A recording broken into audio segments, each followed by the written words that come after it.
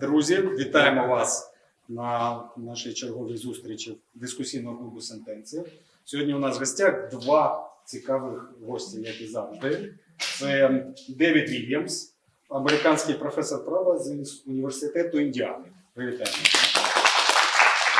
Він буде сьогодні нам доповідати свій погляд на Україну після війни, після нашої перемоги. Також разом з ним, завдяки нашому товаришу Геннадію Друзенко, Дэвид потрапив до Полтави. Привітаємо Геннадія Друзенка, засновника першого добровільчого медичного шпиталю імені Пирогова. І я думаю, що Геннадій найкраще представить Дэвида, познайомить нас з цією цікавою особистістю. А потім надамо слово Дэвиду з його презентацією. Дякую. Дякую, Андрію. Дякую всім, хто прийшли. Приємно бачити знайомі і нові обличчя. Якось, коли я перший раз потрапив завдяки Андрію до Полтави на такий, не на галушки, а на інтелектуальний клуб, це була, справді надія. Це був справді дуже гарний знак, що нарешті українці самі сформували попит на кухню ідей, скажімо так, на запит на якісь цікавих людей, на несподіваний ракурс погляду, на якийсь ширший ракурс погляду. І це вже не робота грантових організацій, а, власне кажучи, те, що називається англійською grassroots, тобто запит з самого низу, який є найбільш перспективним і найбільш стійким. І тому я радий, що навіть посеред війни, от по дорозі на схід, ми вирішили зупинитись тут, поговорити, тим паче, що в гостях у мене в Україні одна з найбільш глибоких, розумних і емпатичних людей, які я зустрів за 50 років. Мене доля потішила гарними університетами в багатьох містах в Британії, в Німеччині, в Італії, в Штатах. І насправді, коли я вже доволі пізно познайомився з професором Вільямсом, я відчув, що це справжнє благословення, тому що я жартую, коли йдеш на бакалаврат, ви обираєш університет, треба якийсь бренд, коли йдеш на магістерку, обираєш вже факультет, а коли йдеш на докторат, то обираєш ментора і вчителя. Я радий, що Дэвид з вчителя, якому я багато чим зобов'язаний, перетворився на мого щирого друга, що він дійсно перейнявся, закохався, можна сказати, в Україну. Він вже тут третій раз. Причому починав він перший раз 18-го року, трошки пізніше. Якось склалась традиція, що він приїжджає восени. Ми його забрали з Борисполя і одразу повезли на фронт показати тоді ще операцію Об'єднаних сил. Потім він був рік тому, ми об'їхали дуже багато університетів на Західній Україні, тобто це було дуже насичене турне в Києві на Західній Україні. І наступний раз планували в березні приїхатись по Україні Східній. Тоді от Андрій вийшов з ініціативою, що не забудьте зупинитися у Полтаві. Але життя внесло суттєві корективи. Я з перших днів війни повернувся в фронтове життя з нашими медиками, волонтерами.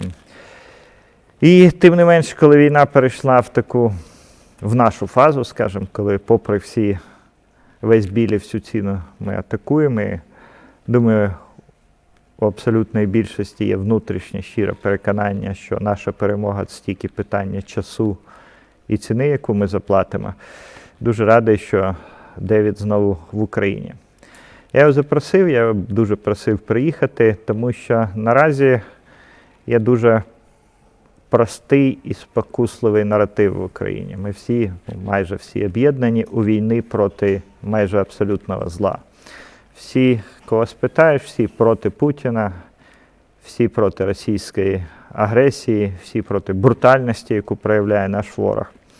І тут дуже просто єднатися проти чогось. А насправді, коли бачиш руїни під Києвом, вони досі, на жаль, руїни, жоден міст не був ще не відбудований через Ірпінь, слава Богу, через Дніпро всі цілі. Коли бачиш руїни, нещодавно ми брали участь у звільненні Харківщини, то розумієш, що питання, а що виростить на цих руїнах? Тобто війна ж це біль, це жертви, це сльози, це героїзм, але це і шанс, він розчищає місце для майбутнього. І з цим питанням мені було дуже цікаво з Девідом поговорити, поспілкуватись і прорефлексувати. А що після війни? Тобто, за що ми воюємо? Не проти чого, бо це очевидно. А за що? За яку Україну? Що ми маємо зробити, щоб не повторити урок наших дідів, принаймні от мого покоління, які виграли найстрашнішу війну, напевно, за всі часи, розгромили нацизм і повернулись в гулаги. Як конвертувати нашу військову перемогу в перемогу у війні за майбутнє? І перед тим, як передати слово Девіду, скажу ще кілька слів. Чим мене вразив мій друг, що він, крім того, що він дійсно блискучий інтелектуал, він був кращим випускником Гарвардської Law School, тобто одної з напевно, найпрестижнішої в світі. Обама вчився на 2 курси молодше його. Він з аристократичної американської родини, хоча Америка і аристократія – це не зовсім те, але в американському світі. Тобто всі, він 9-те покоління, яке живе в Індіані, і його предки воювали за незалежність США, коли він робить лекції онлайн. Після того, як почався пандемія, от у нього є полиця з книжками, біля якої він сидить, а зверху висить рушниця, якою його пращури воювали за американську незалежність. Але він ще незвичайний для американських юристів, які дуже цинічні і жорсткі люди, я їх багатьох знаю. Він чоловік з неймовірною емпатією. Останні 20 років він працює активно з одною з етнічних спільнот в Бірмі. Це така от країна, де хунта, напевно, найдовше в світі урядує. І нещодавно повернулась до влади. І певний час він туди їздив з абсолютним ризиком для життя, тому що центральна влада, яка там була хунтою, оголосила його Бірма, М'янма, вона зараз М'янма офіційно називається, Бірма, тобто це окрема історія, чому така топоніми. Але факт той, що доволі роками Девід туди мандрував, щоб допомогти своїм друзям і учням з тим же питанням, як конвертувати військові перемоги в правильний державний устрій. Навіть будучи офіційним ворогом держави, на якого полював цей бірмійський уряд, оголосивши винагороду, віддавши наказ знищити на місці в разі, якщо б його схопили. Після того, як хунта повернулась десь 1,5 роки тому до влади в Бірмі, він знову персона нон-грата, хоча знову ж таки їздить туди. І я радий, що у нього, окрім Індіани, де він народився, виріс, Бірми, з якою його звела доля, десь 3 роки тому, коли ми познайомились, виникла ще одна любов – Україна, яку він дійсно зараз весь свій талант, непересічний досвід і інтелектуальну глибину присвячує, зокрема, і нашій країні. Тому я дуже радий, що ми тут, в Полтаві, дуже радий, що інтелектуальні розмови не завершуються Києвом, це дуже добрий знак. І я думаю, що і так забагато заговорився. Тому, David, floor is yours. I try to introduce you. Я буду перекладати. Да, от. David Williams. Thank you so much, and thank you for coming. I admire the fact that so many Ukrainians will come out in the evening to talk about how to make a better future for their country. It's not true everywhere. I'm not sure it's true in the United States. Я дуже радий, що стільки українців в такий нелегкий час ввечері буднього дня прийшли на цю розмову. І це дійсно те, що вас відрізняє від більшості країн світу. Особливо беручи до уваги, що це воєнний час і події останніх кількох днів. На жаль, я не можу похвалити, що так можна зібрати людей в США для розмови про майбутнє. Тому ви в кращій позиції. This is my third time in Ukraine. It will not be my last. I've been active in Burma for 25 years. I hope that 25 years from now I'll still be coming to Ukraine. Я 3-й раз в Україні. Я дуже сподіваюся, що це не останній раз. Останні 25 років моя доля переплилася з Бірмою. І я вірю, що ще років 20, як мінімум, вона буде дуже тісно переплетена з Україною. Now, truthfully, for a time in Burma, things looked like they were getting better. But right now, things are not very different from where they were 25 years ago. Іноді здавалося, що в Бірмі справи пішли на краще і почалися фундаментальні зміни на краще. На жаль, останні більше ніж рік справи знову повернулися до того невідрадного стану, який вони були 20 років, коли я туди потрапив. Now, by contrast, I think that 25 years from now, things will certainly be different in Ukraine. But the question is whether they will be better or worse, because they could be worse. Україна виглядає державою зовсім іншою динамікою, і я майже напевно переконаний, що через 25 років Україну чекають набагато більші зміни, ніж я спостерігаю в Бірмі. Але відкритим залишається питання, це будуть зміни на краще чи на гірше. На жаль, історія свідчить, що зміни не завжди на краще. Now, if they're going to be better, though, it will be because of people like you in this room gathering resolved to make a better future for the country. Якщо на Україну очікує краще майбутнє, то це насамперед завдяки тому, що люди, як ви, збираються такими вечорами в приміщеннях на кшталт цього, аби зрозуміти, як це майбутнє зробити кращим. Now, as Gennady mentioned, I've done a lot of work in countries that have been torn by war. And often it's when peace comes that we actually face the greatest challenges. And that's part of what I want to talk about this evening. Як Геннадій згадав, я дійсно працював в багатьох країнах, які перебували в стані війни. Це не тільки Бірма, це Ліберія, це Судан, це Йордан. Але з мого досвіду, з їхнього досвіду, я знаю, що коли закінчується війна, держава зустрічається з ще більшими викликами. І як конвертувати військові успіхи в успіхи мирного часу, це те, про що я з вами хочу поговорити сьогодні. Now, I come at this question from a very particular perspective, as I think Gennady mentioned. I direct the Center for Constitutional Democracy. Now, our acronym is CCD. When COVID was around, I had to tell people all the time, we're not the CDC. That's the Center for Disease Control. They study biological illness. We study political illness. Напевно, Геннадій згадав, направду ні, що Девід заснував і очолює Центр конституційної демократії, що англійською звучить акронім як CCD, Center for Constitutional Democracy.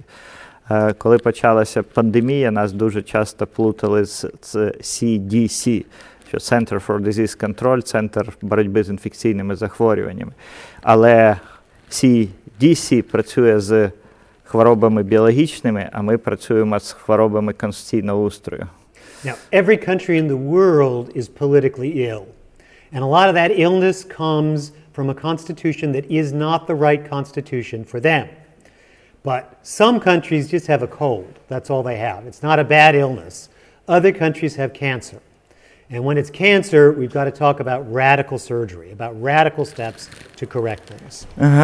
І, напевно, всі країни в тій чи іншій, в тому чи іншому ступені хворіють на певні конституційні хвороби. Але, як і людські хвороби, ці хвороби радикально різняться. Є, умовно кажучи, нежить, з якою ми живемо, проходимо і собі далі йдемо вперед. Але є конституційні хвороби, схожі на рак. І от, власне кажучи, якщо це рак у державному устрої, то тоді потребуються радикальні методи, якими ми боремося зазвичай саме з раком. Okay. Now, right now, of course, Ukrainians are very united. It's a miracle to the world. But they're united in their opposition to Putin, to Russia, to the invasion, and to the values of barbarism for which Mr. Putin stands. Наразі українці неймовірно об'єднані. Це дивує і надихає весь світ, але це єднання проти Путіна, проти агресії, проти Росії і проти варварства, яке з собою несуть російські завойовники. Тобто, іншими словами, це об'єднання проти чогось. In other words, we know what we're united against. That's what summoned us together in united opposition to Putin and to Russia. Yeah, already said. You already said that, okay. But then we still have to ask at this moment, what are we for? Are we united in our support for some vision of what Ukraine is going to become in the next year, or 10 years, or 25 years? Але постає питання, ми знаємо, проти чого ми об'єднані, але за що ми об'єднані? Яка візія майбутньої України нас єднає, через якою ми бачимо Україну через 10 років чи навіть через 25? Now, when I was here last October, I spoke to many groups on this question. And the reality is, they had very different views about what they were for. There was not, in fact, a single vision of Ukraine then, and in all likelihood, there is not a single vision now either. The politics that existed in last October are probably the politics to which we are going to return in the not-so-distant future. Коли я був тут рік тому, ще в мирному жовтні, я говорив з дуже багатьма аудиторіями, з дуже багатьма людьми в різних містах. І вони всі бачили майбутнє України по-різному, причому амплітуда цих візій коливалася дуже суттєво. І я боюсь, що ситуація оцієї відсутності консолідуючої візії України у майбутньому – це те, до чого ми повернемось, чи що Україна повернеться, коли виграє війну. And in fact, and I'm sorry to bring this news, if we look at the experience of other countries, the politics after the war might actually be worse than the politics before the war, unless we take the right steps now. І я перепрошую, що мушу з вами поділитися своїми спостереженнями. На жаль, нерідко політика після війни буває не кращою, а гіршою, ніж політика до війни. І якщо тільки посеред війни люди не починають думати, говорити і формувати оце повоєнне майбутнє. So, when we're in the middle of the war, and that's dominating our thinking, of course it's really hard to focus on what comes after. But unless we do that now, we're not going to be able to direct the future, because the decisions that are made now are going to have long-term effects for the future of Ukraine. Звичайно, коли ми перебуваємо всередині війни, в стані війни, то дуже важко думати про щось інше, окрім війни. Але якщо ми не будемо думати зараз, прямо зараз про майбутнє, воно само собою не впаде з неба, тому що щоб майбутнє було таким, як ми хочемо, ми маємо вже починати його формувати тут і зараз. Now, when I was here in October, although Ukrainians disagreed, so many of them were so hopeful about their future, about where they were going. And then when the invasion came, it was incredibly depressing because it looked like Putin was cutting all of that hope off. But then a miracle occurred. It is now clear Ukraine will win this war. Коли я був тут рік тому, попри велику незгоду, яка Україна має бути, про велику відсутність цієї консолідуючої візії України, абсолютна більшість українців мене вразила своєю вірою в краще майбутнє. Тобто візії були різні, але віра, що майбутнє буде краще, ніж теперішнє, була майже спільною рисою. Коли Путін напав на Україну, то здавалося, що цій надії прийшов кінець, що Путін просто її брутально розтопче. Але трапилось чудо, і сьогодні очевидно, що раніше чи пізніше Україна виграє цю війну. So, Ukraine has inspired the world by the courage of its people, by their devotion to their country. And so back home, this is all my students and colleagues want to talk about, is what's happening in Ukraine, because it is a central spiritual homeland now for the whole world. Українці вразили світ своєю відданістю, своєю героїзмом, сміливістю. І безумовно, що Україна на сьогодні – це духовний центр, осереддя світу. Повірте, що коли я повертаюся додому в Індіану, перші розмови, які точаться, які новини чекають, що наразі відбувається в Україні. Now that means, of course, that Ukraine deserves the best possible future. Ukraine has earned a brilliant future. But to get it, we must talk about some things that are sometimes difficult to talk about. Тому, безумовно, Україна заслуговує на краще майбутнє, заслуговує на настільки краще майбутнє, наскільки можливо, але щоб воно прийшло, щоб воно стало реальністю, ми маємо говорити про нього тоді, коли важко говорити про майбутнє. So, there's obviously a cost of losing a war, but there's also a cost of winning a war. And that is, when we win, we feel as though we can just rest, as though the work is done. And in fact, that's just when the work starts. Звичайно, є велика ціна, коли ви програєте війну, але також є ціна, коли ви виграєте війну. Тому що коли після таких надзвичайних зусиль нарешті війна виграна, вам здається, що вже можна розслабитись і відпочити. Але насправді перемога, воєнна, мілітарна перемога – це не кінець, це тільки початок. When we speak of victory, what we mean is we've driven Putin and Russia back out of Ukraine. But that doesn't mean we've won the war at home, the war for a better future. And very often what happens when peacetime comes, very bad consequences follow in the wake of peace that we did not see during war. Раніше чи пізніше ви виженете путінські війська зі своєю територією, але це не значить, що автоматично прийде краще майбутнє. Це нерідко, на жаль, нерідко, коли нації, що виграють війну, потім зустрічаються з ще більшими викликами в мирному житті, оскільки мирне життя складніше за чорно-білий воєнний світ. So we are at a tipping point here, which is an English expression meaning sometimes something is balanced and it could go either way. And we're waiting to see which way it falls. It could fall to the good side, it could fall to the bad side. Зараз ми якраз на тому роздоріжжі, коли Україна визначає, куди вона піде в майбутньому.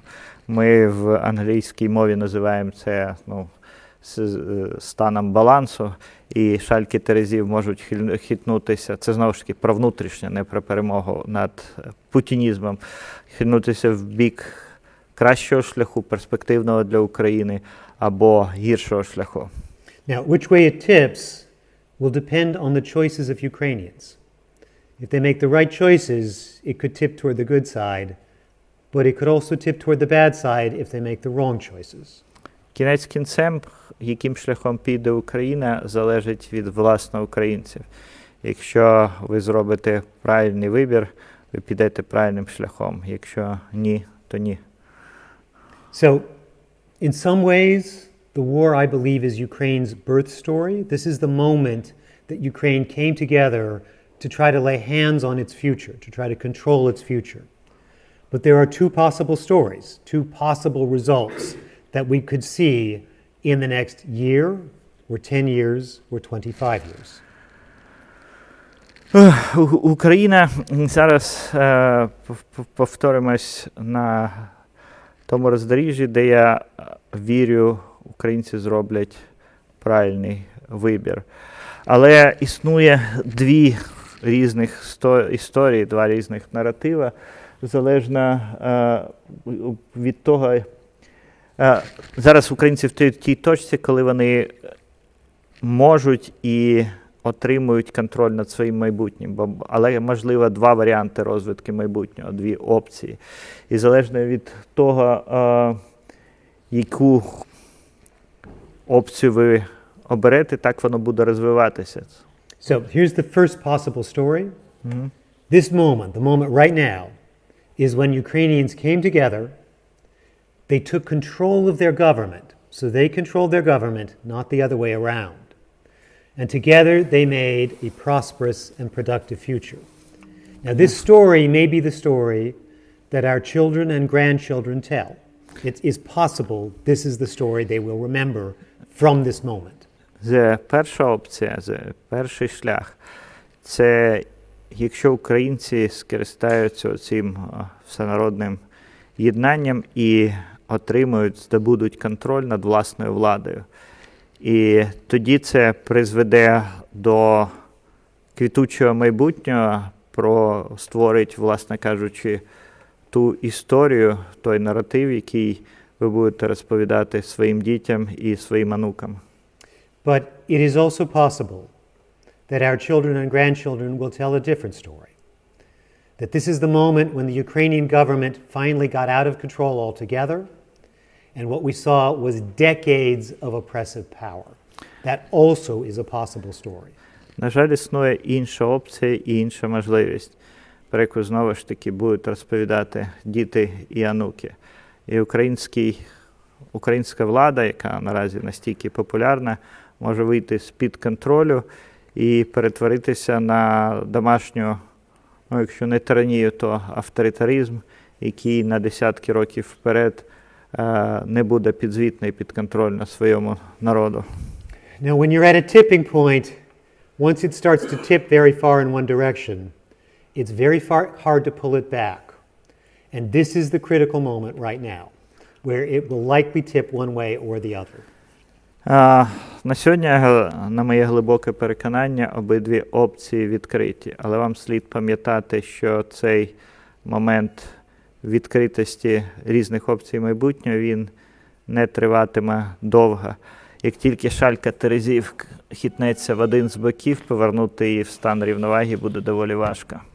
Now, many people will have different perspectives on this question about what's happening now. My particular perspective, of course, comes from the fact that I advise constitutional reform, the structure of government. And so that's what I mean to talk about this evening. Звичайно, різні люди мають дуже різний погляд на те, що відбувається прямо зараз. Але оскільки я професійно займаюся тим, що у нас називають конституційний дизайн, тобто як архітектурою влади по-іншому, то я, звичайно, буду з вами говорити про те, як відфреймити, як відструктурувати владу в Україні, аби українці отримали ту країну, на яку вони заслуговують. So I'm going to talk about the over-concentration of power, that the great risk coming out of war is that power will be concentrated in a very small number of people, and this will lead to disastrous consequences. And to be honest, power was already over-concentrated in Ukraine last October, but the war is probably going to make it worse. Найбільшою небезпекою, яка зараз стоїть, перед якою зараз постала Україна, це надконцентрація влади в руках дуже небагатьох. Якщо бути щирим, навіть коли я був тут рік тому, в мирному жовтні, головний діагноз, який я ставив в Україні, це надмірна концентрація влади в одних руках, по суті, в одних колективних руках. І від того часу, що природньо для воєнного стану, влада ще більше сконцентрована на Печерських пагорбах. There's a variety of different kinds of overconcentration of power. Ukraine has had clearly an overconcentration of power, of economic power in monopolistic firms. So power has been concentrated in the oligarchs. Існують різні типи надмірної концентрації влади, і одна з них – це економічна модель, яка називається монополіями. Змовно, в Україні існує і така проблема, власне кажучи, тих, кого ви називаєте олігархами, це проблема саме монополізації певних сфер в економіці. Some in Ukraine, of course, want to concentrate power in a single ethnic group. They believe that Ukraine belongs to ethnic Ukrainians. Друга проблема, яка потенційно може виникнути, це концентрація влади в руках одної етнічної групи. Частина українського політичного спектру вірить, що влада в Україні має належати етнічним українцям.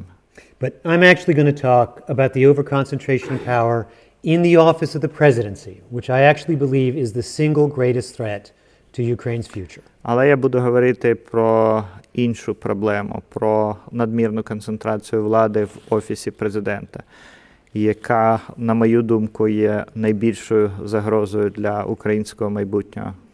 Now, I should make clear before I begin, I have a sweatshirt that says, you know, when the United States offered to evacuate Mr. Zelensky, he said, I need ammunition, not a ride. This is terrific, it's thrilling, and so forth. I'm not going to talk about Mr. Zelensky. I'm talking about the presidency as an office.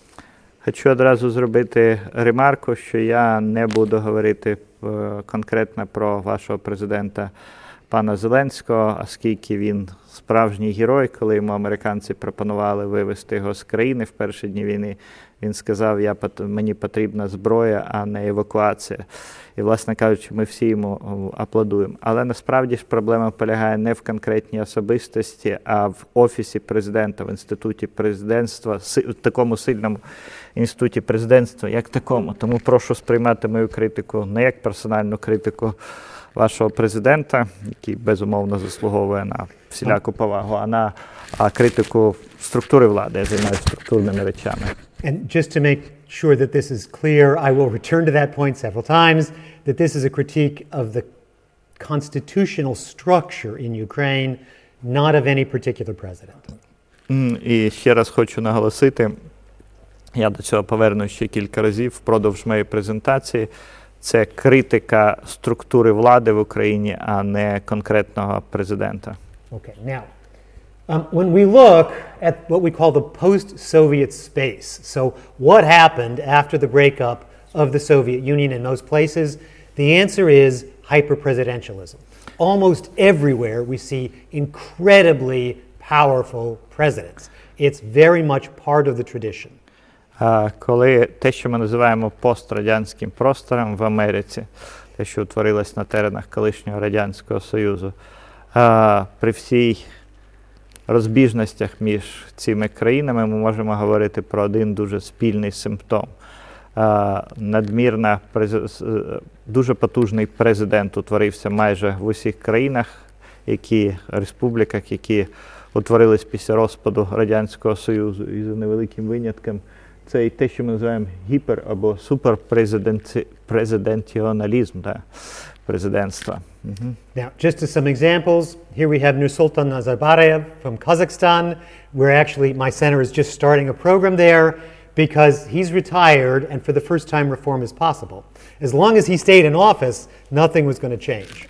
Один з яскравих прикладів – це Нурсултан Назарбаєв. Ми нещодавно почали великий проєкт з Казахстаном, але цей проєкт став можливим тільки тому, що Назарбаєв вийшов на пенсію, і тоді реформи стали можливими. Now, here's the former president of Tajikistan, a very similar figure.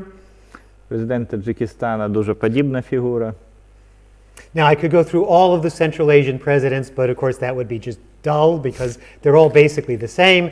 Plus, you might be thinking, well, now wait a minute, that's Central Asia, it's different. Звичайно, я можу вам назвати всіх середньоазійських президентів, але це не має сенсу, бо вони дуже схожі не обличчям, а в тому, як вони урядували. Ну, ви можете сказати, що це певна особливість Середньої Азії. Okay, so let's come closer geographically to home, closer to Ukraine. When we look right around this neighborhood, what do we see? Якщо, залишимо Середню Азію в спокій, подивимось на країни, які сусідять з Україною. Якого ми бачимо? Okay, now you may say, yeah, but that's Russia. Couldn't happen here. Це Росія з її специфікою. Бачите іншого любителя концентрувати владу в руках. Yeah. Okay, now as I'm going to suggest in a minute, the problem here is not the occupants of the office itself. It's the structure that tends to give rise to figures like this. І я буду стверджувати, що проблема не в тому, хто безпосередньо обіймає посаду президента, а в інституті президентства, так як він сконструйований, як такому.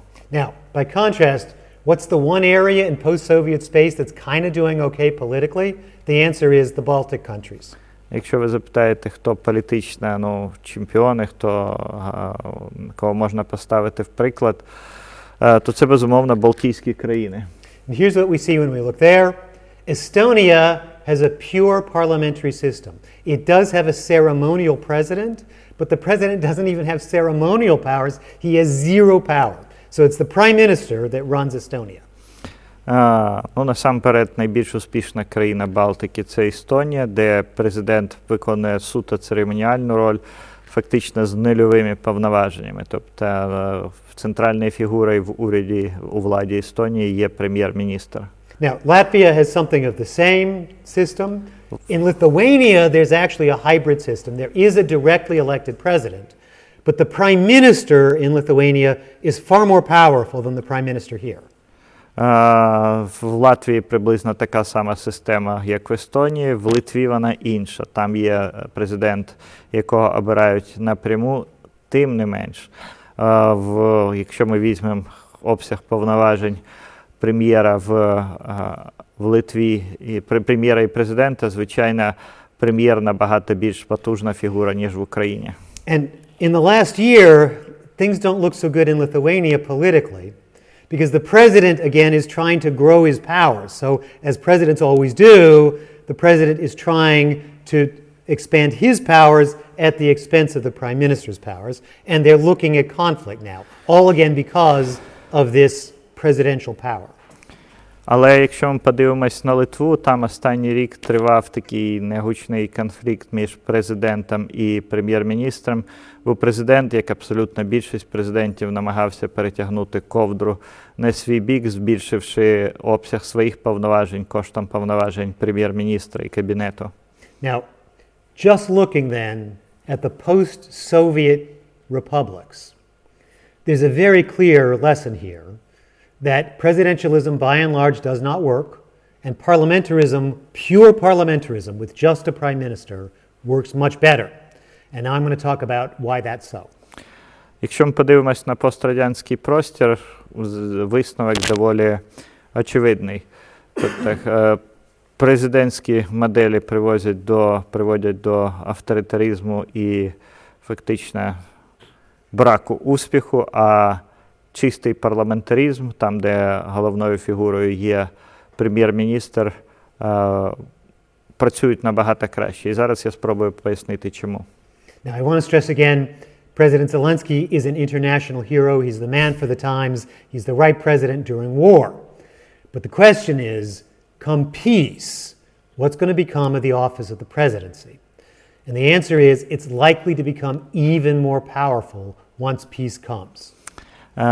Знову ж таки повторюю, що зараз президент Зеленський – це міжнародний герой, один з найбільш популярних персон в усьому світі.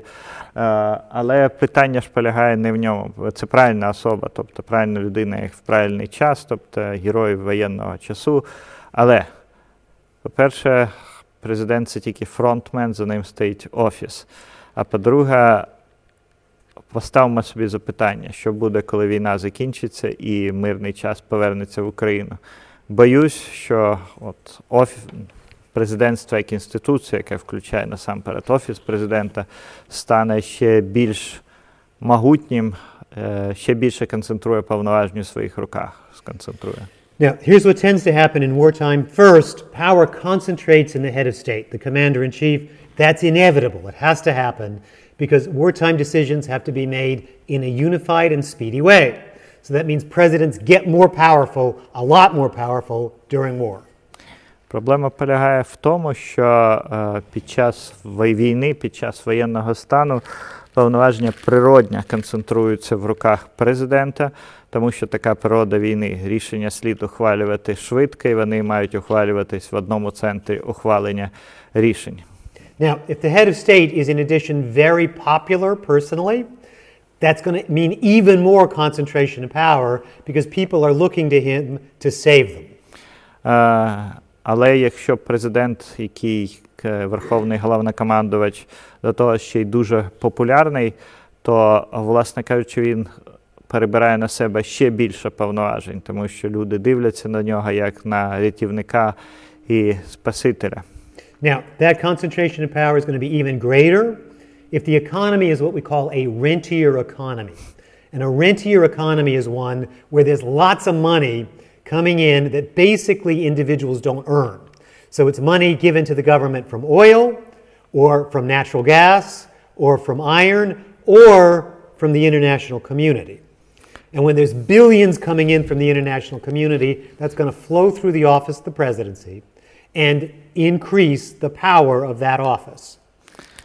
Концентрацію влади і повноважень посилює або погіршує також структура економіки, яку можемо назвати економіка рантія. Тобто, коли наповнення бюджету залежить не від податків від мільйонів, десятків мільйонів людей, а залежить більшою мірою від експлуатації природних копалин, як газ, нафта, іноді там залізна руда, або від надходжень від міжнародної спільноти, коли уряду не треба домовлятися з економічними акторами, а просто він отримує гроші в своє розпорядження тільки тому, що він уряд, і тому, що він популярний в світі, і тому, що йому воліють допомагати заможні партнери.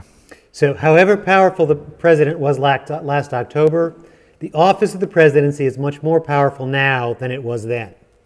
І наскільки б не був впливовим і потужним президент у вас рік тому, звичайно, зараз інститут президентства має набагато більше повноважень і набагато більше влади сконцентрував в своїх руках. And it's going to become even more powerful once war ends. And the reason is that once the war is over, there are going to be lots of divisions in Ukrainian society. Now, we don't see them now. There's so much unity because of the struggle against Russia and Putin. But there will be divisions. There always are once peacetime comes. And when there are divisions, people tend to look to a strong man to take control, to take care of them, to deal with those divisions. And then he becomes the hero and the power goes even more up. Я боюсь, що після війни ваш президент, як знову ж таки, як інститут, стане ще набагато потужнішим. Чому? Тому що після війни, коли війна закінчується, як правило, в суспільстві спливають природні divisions, як це, розподіли, які прикриті під час війни об'єднанням проти спільного ворога. І коли, знову ж таки, почнеться оця плюралізм в суспільстві, повернеться суспільство до стану плюралізму, буде природня спокуса для багатьох апелювати до сильної фігури, до потужного президента, який має стати символом єдності. Okay, now let me just summarize then quickly. After the war, where do presidents get their power? Well, the first source, the most legitimate source, is just the law. The Constitution gives the president a certain amount of power, and then the legislature, the Verkhovna Rada, also delegates some additional power to the president in various statutes. Отже, підсумовуючи, звідки походить ця така потужна влада президента? Насамперед від законодавчих актів, тому що ваша Конституція наділяє президента доволі великими повноваженнями, але з огляду на політичну ситуацію, яка склалась, звичайно, Верховна Рада ще делегує йому більше і більше повноважень через звичайні закони. The second source of power is what's called personalism. So presidents know how to manipulate the system, and they know how to develop allies by rewarding the people who support them. And so if you've already got a certain amount of power, personalism is going to increase it. Наступне джерело президентської влади – це його персоналізм, тобто концентрація навколо одної особи. Президент може маніпулювати політичною системою, нагороджуючи своїх союзників у владі і роблячи лояльність для нього дуже вигідною. The third source of power is just tradition. There are countries that are accustomed to having a very strong man at the center running everything. And everybody just assumes that's the way it's always going to be. So yeah, maybe Estonia can be parliamentary, but not us. It's just different. And everybody views the world that way. І третє джерело влади – це просто традиція, тому що в цій частині земної кулі дуже протягом довгого періоду влада була сконцентрована в одних руках, і правління мало авторитарний характер. Тому люди можуть думати, що окей, напевно, парламентаризм – це непогана система, але тільки не для нас. Ми звикли жити з сильним лідером. The fourth source of power is around the world by far the most important. And it's the phenomenon of popularism. And by this, what I mean is the people directly elect the president. So the president feels that he can speak for the people. He is the hero of the people. And the people look to the president to save them because they directly choose the president. So presidents get all this power because ordinary people want them to have all this power. And that is the danger of directly elected presidents. І останнє те, що, точніше, наступна причина, яку ми називаємо популізм. Вона властива президентам по всьому світу, президентам, яких безпосередньо обирає народ. Вони відчувають, що їхній мандат походить не від політичних еліт, а безпосередньо від людей. Тому вони через голови еліт говорять до народу і намагаються. Як правило, це відбувається в такий спосіб, щоб вирішити ваше питання, мені потрібно більше влади. Дайте мені більше влади, і народ тисне на інші інститути влади, щоб президент отримав її більше. І от фактично президент отримає стільки влади, скільки люди готові дати йому для того, щоб він їх рятував і керував. Now, so what presidents can say to the people is, you chose me, you put me in power to take care of you. But that means I need to have all of the power so that I can take care of you. And what we see in presidential systems again and again is the other elements of government. The Verkhovna Rada, the legislature, the courts, the administrative agencies, their power goes down while the power of the presidency goes up. Традиційно, як це трапляється, президент фактично звертається до людей. Ви мене вибрали для того, щоб я забезпечив вам безпеку, забезпечив вам добробут, але для цього мені бракує повноважень. Тобто мені потрібно більше повноважень. І тому не тільки в Україні, це глобальний тренд. Як правило, коли президента обирають безпосередньо, то влада інших центрів влади, тобто це легіслатура, тобто парламент, це судова гілка влади, вона зменшується, а влада президента зростає їхнім коштом. Now, as a result, presidential systems are much less stable and much less democratic around the world than pure parliamentary systems. Тому президентська система правління по всьому світу набагато менш стабільна, тривка і набагато менш демократична, ніж парламентська система. And I should be clear here, this threat is very much at work in the United States as well. Mr. Trump was very much in this strongman, tradition. He was a great threat to the stability of the United States and therefore to the whole world. And if I could, I would transform the United States into a parliamentary system tomorrow, because that threat has not gone away. Я хочу бути з вами абсолютно відвертим і однозначним. Президентська система, де люди напряму, хоча в Америці там є ці електори, обирають президента, є також загрозою і для Сполучених Штатів. Ми все це яскраво бачили на прикладі Трампа, який був типовим прикладом цього сильного супермена, який говорив, що ви мені дайте більше влади, я вас спасу. І якщо б на то була моя воля, я б вже завтра поміняв президентську систему в Америці на парламентську. Now, again, let me just remind you then, as if that were not alarming enough, after wartime, we're also facing this. People tend to stay in a wartime mentality, so they tend to think the president has to have all the power to do anything the president wants to do. Because we've been in that crisis mentality for so long, it's hard to get out of it. І, звичайно, ще одна причина концентрації влади в руках президента – це менталітет, тобто психологія військового часу. Природно, що війна потребує єдиноначалія, і люди звикають протягом війни, що ми даємо тобі стільки повноважень, скільки потрібно для того, щоб виграти війну і вижити. І, відповідно, можна стати заручником такого типу мислення, навіть коли війна закінчиться. Presidents tend to be very popular in wartime, and as a result they get more power.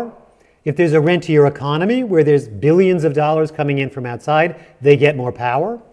And where there are divisions out there, people tend to look to the president to control those divisions, and so presidents get more power. Повторимо, що під час війни, особливо коли ви виграєте війну, президент стає дуже популярною фігурою, оскільки він не змушений домовлятися з власним народом, щоб збирати бюджет, а бюджет фактично, значна частина його приходить ззовні. Він отримує ще більше повноважень. І, власне кажучи, після війни, як тільки люди звикли до єдності і потрапляють в нормальний плюралізм мирного часу, знову ж таки, буде велика спокуса звернутися до президента як до цього чинника такої приємної єдності, коли люди усвідомлюють себе єдиним кулаком. Now, around the world, the three greatest threats to constitutional stability are overly powerful presidents, corruption, and conflict rooted in identities. So things like ethnic conflict, religious conflict, racial conflict, and so forth. Отже, по всьому світу три найбільші загрози для конституційної стабільності – це дуже надпотужний президент, тобто занадто потужний президент, занадто впливовий, сильний президент. Це корупція і це конфлікт ідентичності, який означає там конфлікт між представниками різних етнічних груп, різних релігій і так далі. Ukraine has the first two. Україні характерні дві перших загрози. So far, the third one is not so bad. But overpowerful presidents actually tend to make identity conflicts worse. So if it's out there, it's going to get worse. Тобто третя загроза, вона зараз точно не є актуальною для України, але слід пам'ятати, що надмірна концентрація влади в руках президента може активувати і третю причину, третю загрозу, оскільки президенти часто грають саме от на ідентичності. Now, the reason I stress all of this at this moment again is that things are fluid, things are changing. Once we go back to peacetime, it's going to be harder to change anything, especially the office of the presidency. Чому я про це говорю зараз? Тому що коли українці виграють війну і повернуться в мирний час, то, власне кажучи, тоді вже буде дуже важко щось змінити. Okay, now, why should we fear the overconcentration of power in the presidency? This could be a whole book, but let me just give you some examples of the kind of consequences that flow from an overpowerful president. Отже, чому ми маємо непокоїтися або перейматися надмірною концентрацією влади в руках президента? Я вам дам хіба що кілька ілюстрацій, чому це так. When you have an overpowerful president, the economy almost always suffers, human rights suffer, there's higher levels of civil conflict, and it's less likely that the elections will be free and fair. Коли влада надмірно сконцентрована в одних руках, швидше за все буде це загроза для економіки, це загроза для прав людини, це загроза громадянських конфліктів і це загроза для чесних і справедливих виборів, вільних і справедливих виборів. Okay, and as time goes on, the consequences tend to get worse and worse and worse, and they accelerate, and then it's harder and harder to pull back to a period when a state where the president is not so powerful. І з часом ці хвороби тільки прогресують. Чим далі триває, тобто з плином часу, власне кажучи, вони тільки посилюються, і щоразу це важче і важче повернутися до їх розв'язання. Now, around the world, where there are overpowerful presidents, very frequently what people say is, well, we should keep the office of the presidency because we need it, because we need strong leadership. We just need a better president. So what we really should do is just elect a better president the next time around. And that's one option. Одна з спокус президентської системи полягає в тому, що коли люди не задоволені своїм президентом, вони мислять не структурно, вони мислять персоналістично. Вони думають, окей, цей президент поганий президент, от ми беремо наступного, тому що нам потрібен сильний лідер, який би нас вів в світле майбутнє. І так раз за разом вони обирають нового президента, закохуються, розчаровуються, закохуються, розчаровуються. Now, the other alternative, of course, is just to change the office of the presidency, not to look for a savior to save us from the fact that we have an overpowerful president, which is just like looking to an overpowerful president to save us from an overpowerful president. Звичайно, є інший шлях, тобто змінити саму структуру влади, тому що коли ми намагаємось вилікуватись від цієї хвороби надмірної концентрації влади в одних руках і чекаємо цього від президента, це трошки абсурдно, бо ми намагаємось причину хвороби сприймати як ліки. So when people say this to me, and they say this in the US too, we just need a better president next time, what I end up saying to them is something along the following lines. If I stick my finger in a candle flame, it's going to get burned. В Америці те ж саме. Люди говорять, нам просто потрібен правильний президент, а не зміна структури влади. І я їм тоді відповідаю, якщо тримати довго палець над свічкою, він опік трапиться. If I stick my finger in a candle flame over and over, it's going to get burned each time. Якщо я щоразу буду тримати палець над свічкою, він буде опалений, опік буде стільки разів, скільки я триматиму. Now, I might decide the problem here is I have the wrong candle, so I want to get rid of this candle and get a better candle so I can stick my finger in that flame, hoping that it won't be the same thing this time. Звичайно, можна подумати, що просто це неправильна свічка і поміняти свічку, але коли ти знову ж таки підносиш палець над її вогнем, він знову опечений. But eventually what I might decide is the problem is sticking my finger in a candle flame. I might decide that the candle is the problem. And what I really need is something else, like a flashlight. Але можна подумати, що проблема не в тому, що це неправильна свічка, а проблема в тому, що над якою свічкою не тримає палець, він весь час буде опечений. Можливо, нам просто потрібна не свічка, а ліхтарик. So here's what often happens in countries, and I now want to ask you whether this sounds familiar to you. Sometimes countries hold free and fair elections over and over. They keep going back to the polls and they vote for politicians. Over and over they feel like the politicians they've elected, though, are the wrong politicians. They're self-serving and corrupt. Подеколи країни проводять чесні і вільні вибори знову і знову. І знову люди відчувають, що вони обрали не того політика, що вони служать не народу, а собі і стають корумпованими. So their fingers gotten burned, but they're going to stick their finger in the candle again and hope the next time what's going to happen is this time we're going to get really good politicians. And in fact, maybe we'll vote out 2/3 of the members of the Verkhovna Rada and vote all new people in, confident that this time we won't get burned. І це дійсно нагадує цей приклад з свічкою і пальцем, тому що знову і знову ми сподіваємося, що цього разу ми точно виберемо правильних політиків. І навіть іноді пробуємо поміняти там 2/3 Верховної Ради. Але результат, який ми отримаємо, дуже нагадує попередні результати. Right. And obviously I mean this to be applicable to all electoral politicians, not just the legislators, but the president as well. Звичайно, це застосовано до різних органів влади, не тільки до парламентів, але також до президента. Now, Ukraine right now, or at least last October, it clearly had electoral democracy. Ukraine has successfully held elections, and some of them were free and fair. What it does not clearly have is checks and balances, what we might think of as constitutional democracy.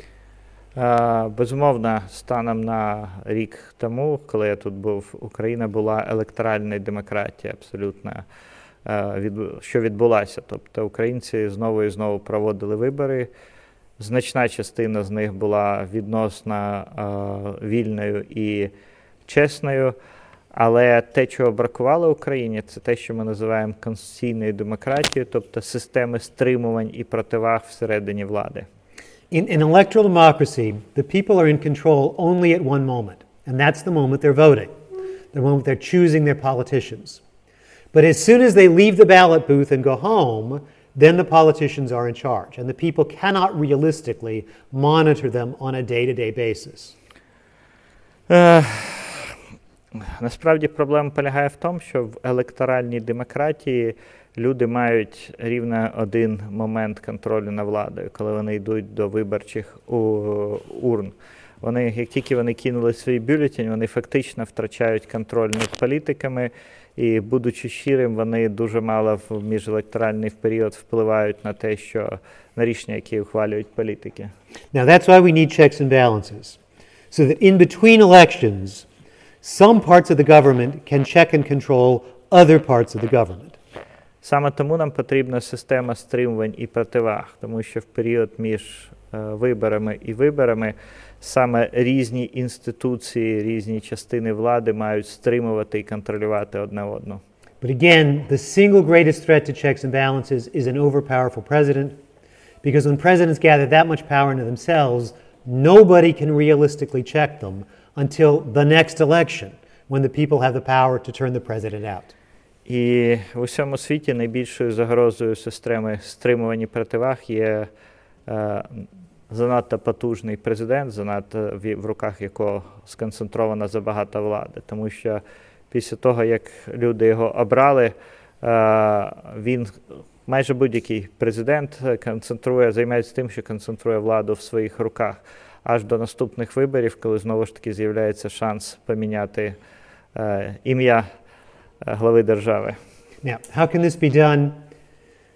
Generally, the only way this can be done is if there's a constitution-making process that is genuinely participatory, by which I mean one in which the people are consulted, are educated, and participate over an extended period of time. So not a constitutional deal made by elites in Kyiv. Єдине, що цьому можна протиставити, це доволі складний, як ми любимо казати, інклюзивний процес творення нової конституції. Тобто, аби це була не угода чи пакт еліт десь в Києві, які домовились між собою, як це є, безумовно, наразі в Україні, а щоб людей навчали, щоб вони дискутували і врешті-решт, щоб Конституція ставала справжнім суспільним договором, про яку домовились не політики в Києві, а люди по всій країні. And then the result would need to be a constitution that actually has functioning checks and balances. І в результаті має і мусить з'явитися Конституція, яка містить в собі реальні стримування і противаги. Now, let me be clear here. I don't mean to say this will be easy. Obviously, it won't. There are elites in Kyiv who do not want to allow this to happen. And it will happen only if groups like this demand that it happen. Насправді, хочу з вами бути максимально відвертим. Це дуже непростий шлях. І ми розуміємо, що еліти в Києві точно не прагнуть такого процесу і справді народної конституції. Але це можливо, коли люди на кшталт вас, які от проводять свої будні вечори і збираються для того, щоб подискутувати про майбутнє, зрозуміють потребу в цьому і будуть вимагати справжнього конституційного процесу. Now, it is easy to convince ourselves that it's not possible, it could never happen. But I remind you, there were two events on the Maidan that were a miracle to the world, that inspired the world. And when Putin and Russia first invaded last February, who would have thought that Ukrainians would be as victorious as they now are?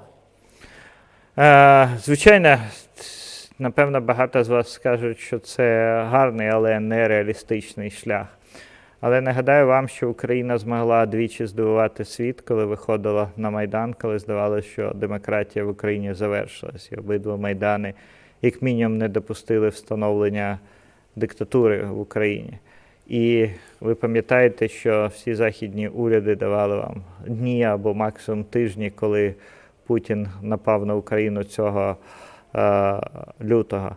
Тим ніхто не міг в світі передбачити, що Україна буде настільки переможною, якою ми її бачимо зараз.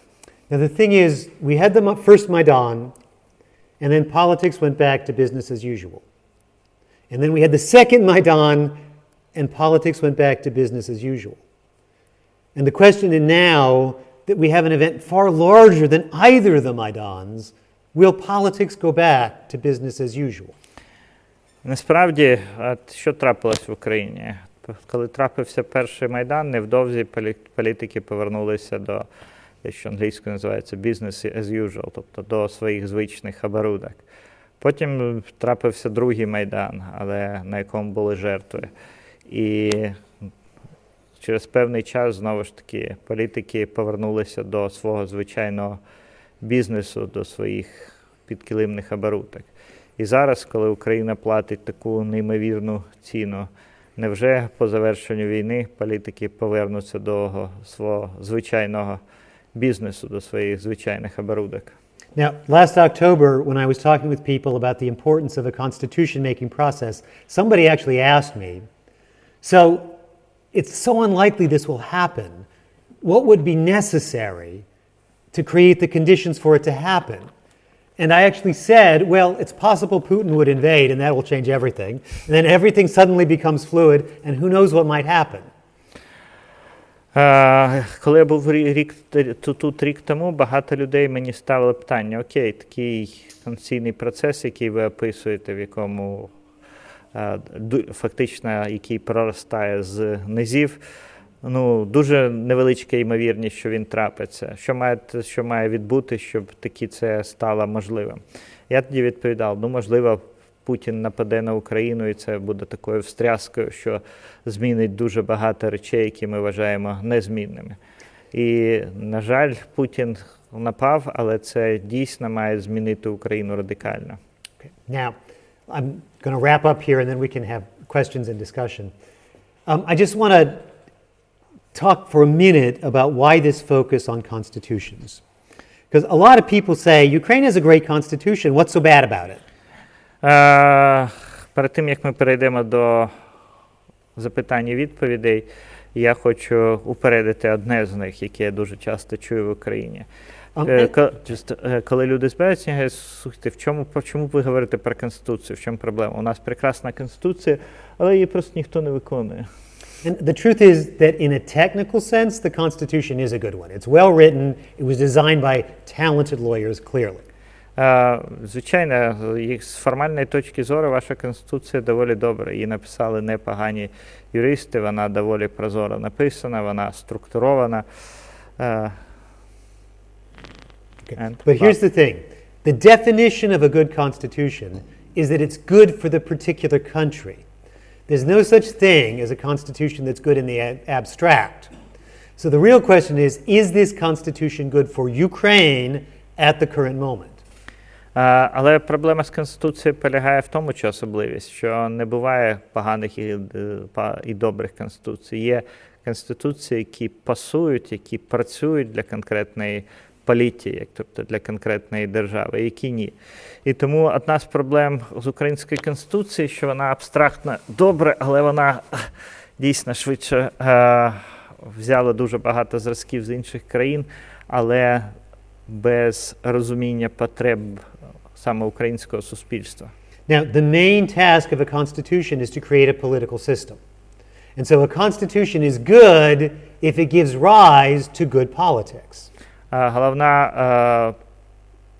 завдання Конституції – створити, відформатувати політичну спільноту, якою є державні нації. І хороша Конституція тільки тому хороша, що вона створює ефективну політичну систему. Now, the question then is, before the war, were you happy with Ukraine's politics? Because if the answer is yeah, you thought it was great, politics were great, then it's probably a great constitution.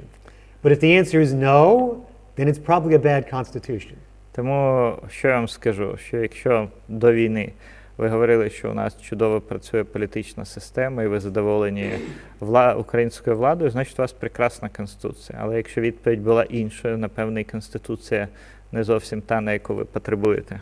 And after the war, when things get back to normal, whatever that means, do you think you're going to be any happier with Ukrainian politics? Because if the answer is no, then it's probably because we have a bad constitution.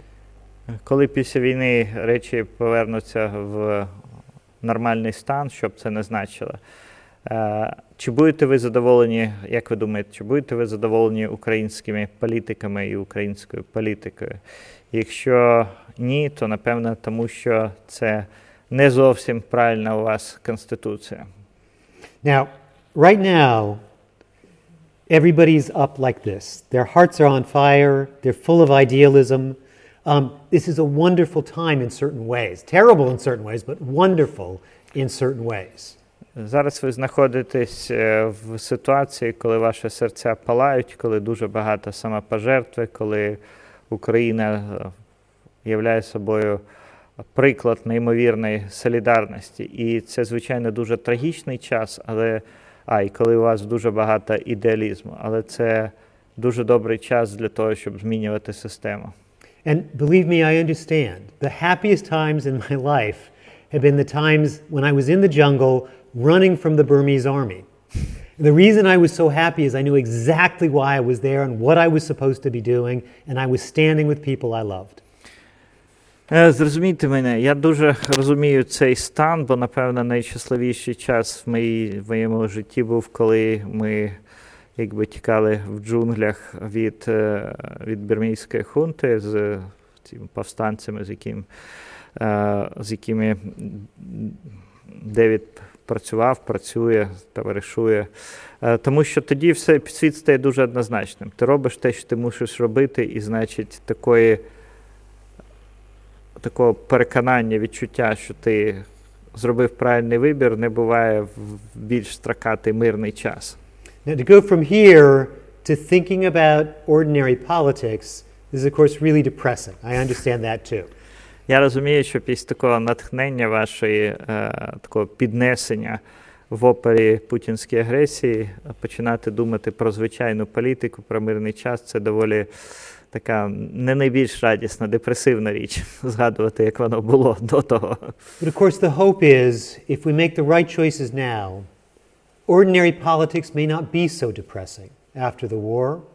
They may be a place where people can feel that they're heard and their concerns are taken seriously. Але надія полягає в тому, що якщо ми будемо думати про мирний час, про тобто політичну структуру України в мирний час зараз, то є шанс, що політика в Україні після війни не буде такою депресивною, якою вона була до війни. Now, all around the world, people with power do not want things to change. And so beginning a constitution-making process is going to require organization and persistence and courage and solidarity. Скрізь по світу люди при владі не дуже хочуть, як правило, не дуже хочуть, потребують і лобіюють зміни. Тому шанс на справжні зміни, на фундаментальні зміни, він потребує такого руху знизу, який потребує відданості, потребує неабиякої солідарності, потребує мужності і хоробрості. Now, in a very short period of time, I have fallen in love with this country and with its people. It's why I'm back here now and hope to come back again and again. Дуже швидко після того, як я приїхав в Україну, я справді закохався в цю країну і в її людей. Це відповідь на питання, чому я зараз тут і чому я сподіваюся приїжджати знову і знову. But I cannot tell you whether this kind of a process is possible, and I cannot tell you whether these qualities, organization, persistence, courage, and solidarity, are possible to this end. Але я не можу вам сказати, чи цей шлях, який вам щойно накреслив, цей довгий шлях до кращого політичного устрою країни, чи він дійсно можливий, чи зберегти такий рівень солідарності, відданості, самопожертви, чи дійсно можливо? What I can tell you is I believe that if we are to find such qualities, it will be in gatherings of this sort. And the very fact, again, that people will turn out for this kind of thing means that perhaps it is possible. But this is a question, of course, for you. Where will these sources of inspiration come from? І насправді, якщо такі спільноти, як ваша, будуть жертвувати свій час, енергію, інші ресурси, тоді це стане можливим. Але це питання, оскільки це йдеться про Україну, це питання вже не так до мене, як до вас. Все. Дякую.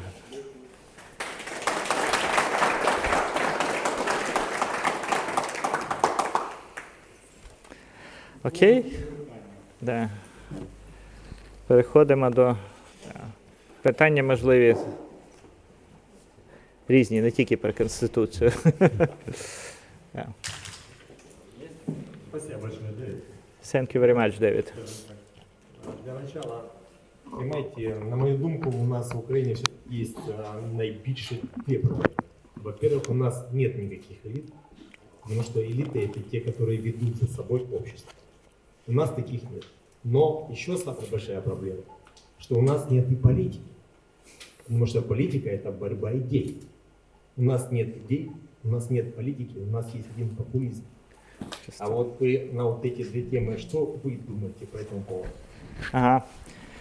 For the beginning, I believe our Ukrainian problem, there are two main Ukrainian problems. First of all, we do not have elites, because elites is genuine leaders who lead the people in some direction. But it's the second problem, that is there is no genuine politics, because politics is a struggle of the ideas, but in fact we do not have these struggles, this fight of politics, this is a competition of politics. What do you think about that?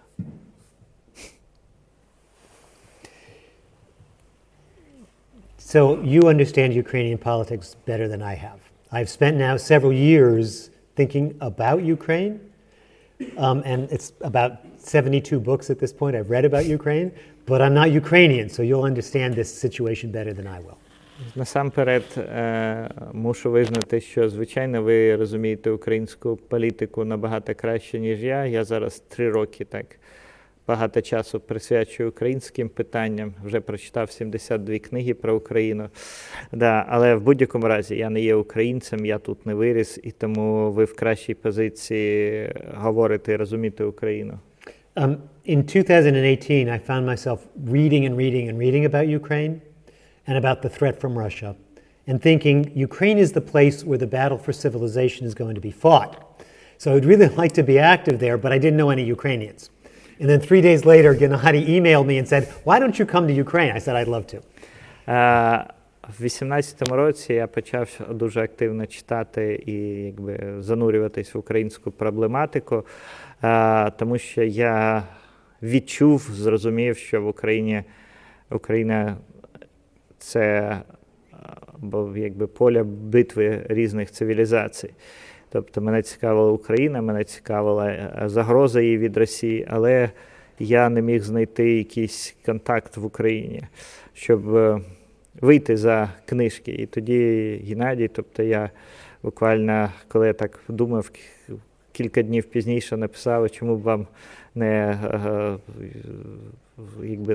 не створити, не приїхати в Україну. Now, but here's my perception, again, with the qualification that you all will know more than I. From the outside, Ukraine's conventional politics, yes, it seems the same to me as to you.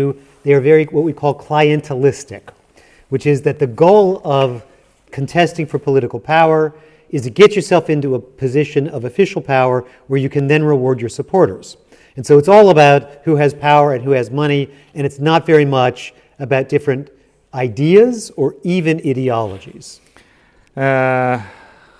Тому, беручи до уваги всі обмеження, про які я згадав, скажу, що для мене, як для аутсайдера, для того, хто дивиться зовні, дійсно, українська політика багато в чому виглядає клієнтелістськи. Тобто певні клани приходять до влади для того, щоб розподіляти ресурси на користь своїх прихильників і на користь своїх союзників.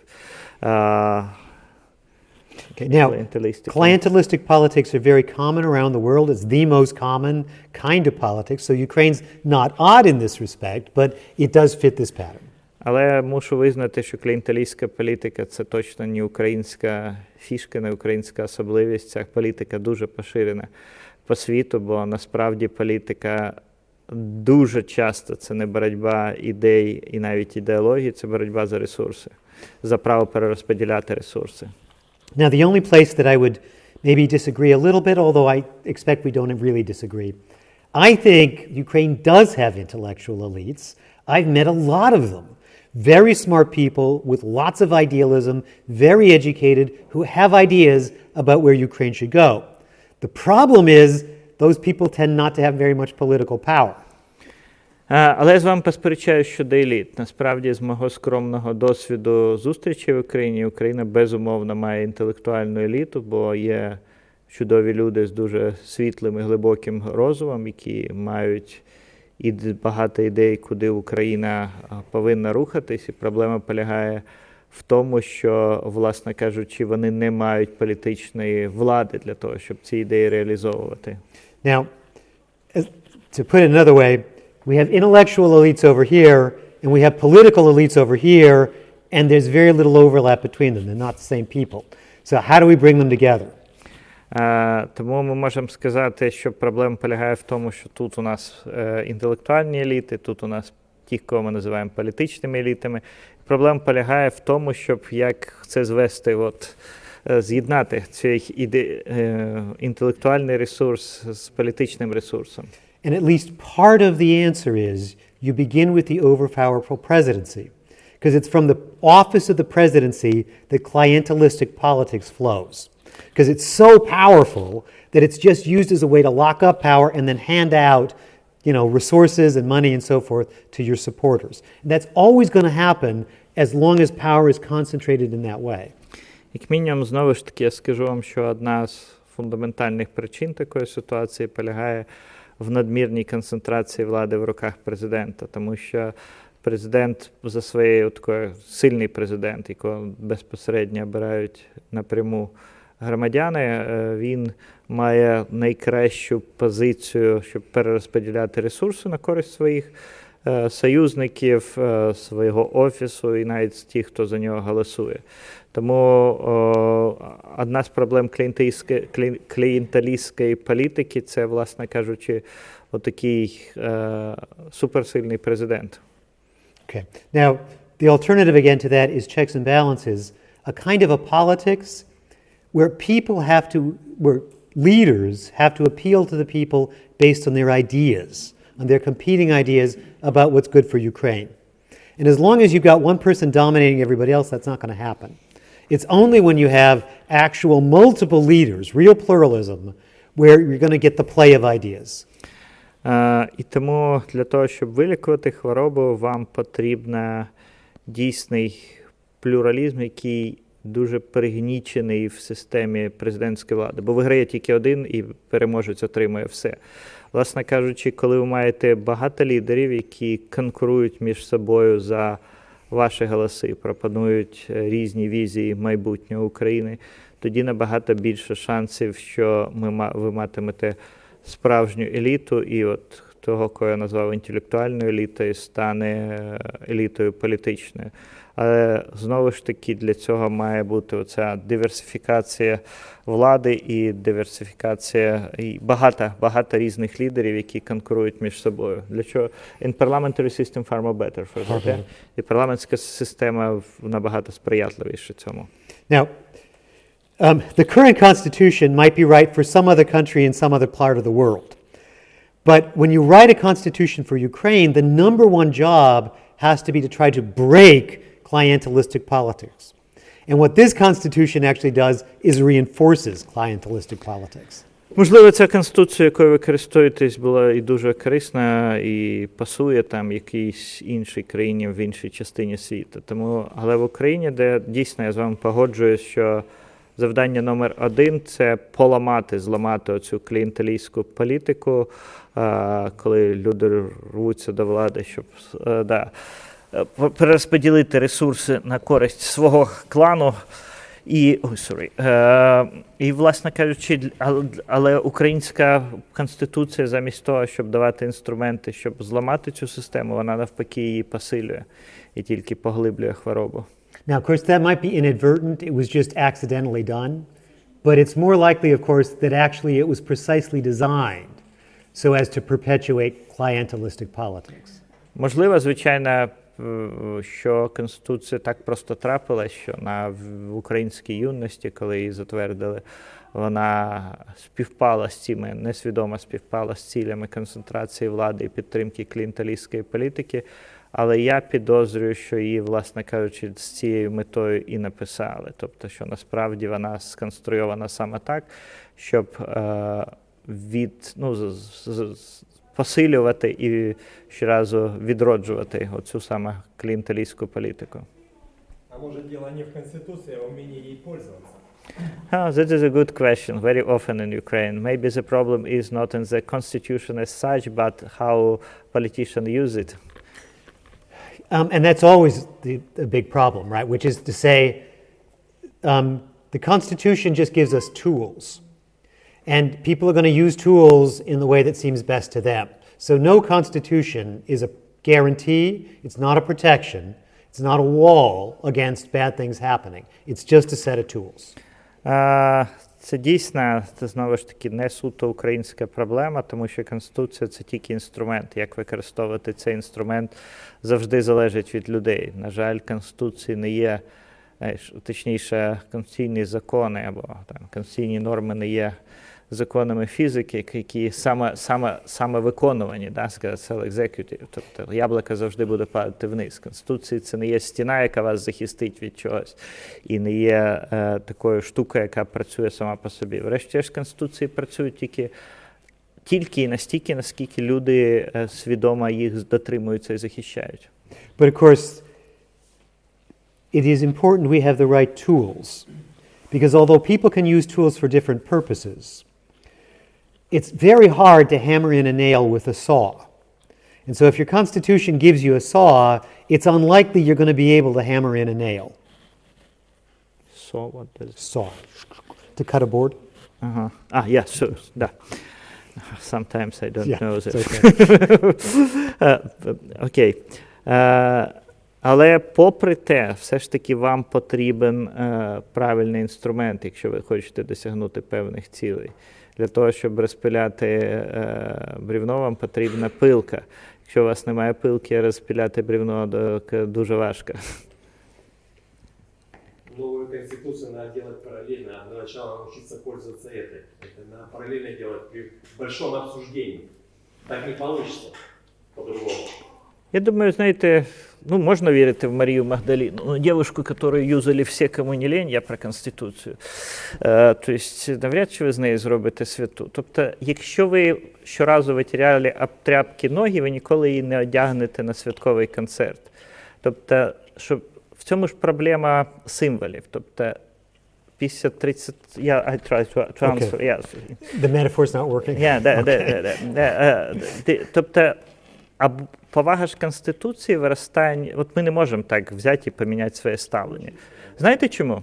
Тому що вас запитали приймати цю Конституцію чи ні. Я був дорослий, більшість тут дорослих. Є просте правило. Без мене, тобто нічого про нас без нас. Насправді, навіть тому парламенту ніхто не делегував права цю Конституцію затверджувати. Тобто не було справжнього обговорення народного, не було жодного референдуму. Чому мене має зобов'язувати... Що? Да. Чому мене має зобов'язувати основний закон, який ухвалив парламент, якому там була негативна недовіра? Тобто, і це одна з проблем. Тобто, американська конституція народилась після дуже таких широких дебатів. Тобто, тоді були федералісти, антифедералісти, навіть стрілялись. Тобто, одного з батьків-засновників Гамільтона вбили на дуелі через суперечки. Тобто, це люди сприймали серйозно, це були дуже жваві, дуже дебати. І тому, коли її ухвалили, тобто збирались спеціальні конвенти, тобто це не уряд робив і не тамтешні парламенти. Люди розуміли, чому вона так, бо вона була продискутована. І готові були її захищати, бо відчували, що їх про це запитали. Тобто їхня думка важлива, що це їхній договір. Українська Конституція, на жаль, не має нічого подібного. Тобто тих, кого ми вважаємо жуліками, да, на Печерських пагорбів, про щось там домовились в ніч, викрафтавши всю каву в буфеті. Ну, по ночам спати, нормальні люди спати мають. Тобто це був якийсь, ну, сам процес був дуже нездоровий, бо Конституція – це серйозні речі, про які треба дискутувати в здоровому умі і без, це якби не війна, де треба відстрілюватись, коли в тебе стріляють. Тому я боюсь, цей аргумент часто зустрічається, що треба навчитись жити по цієї. Тут як людина, яка, ну я менше Девіда, але я з України, голову даю на відсіч, тобто, що ця Конституція ніколи не запрацює, бо я не бачу механізмів, як повернути повагу до неї.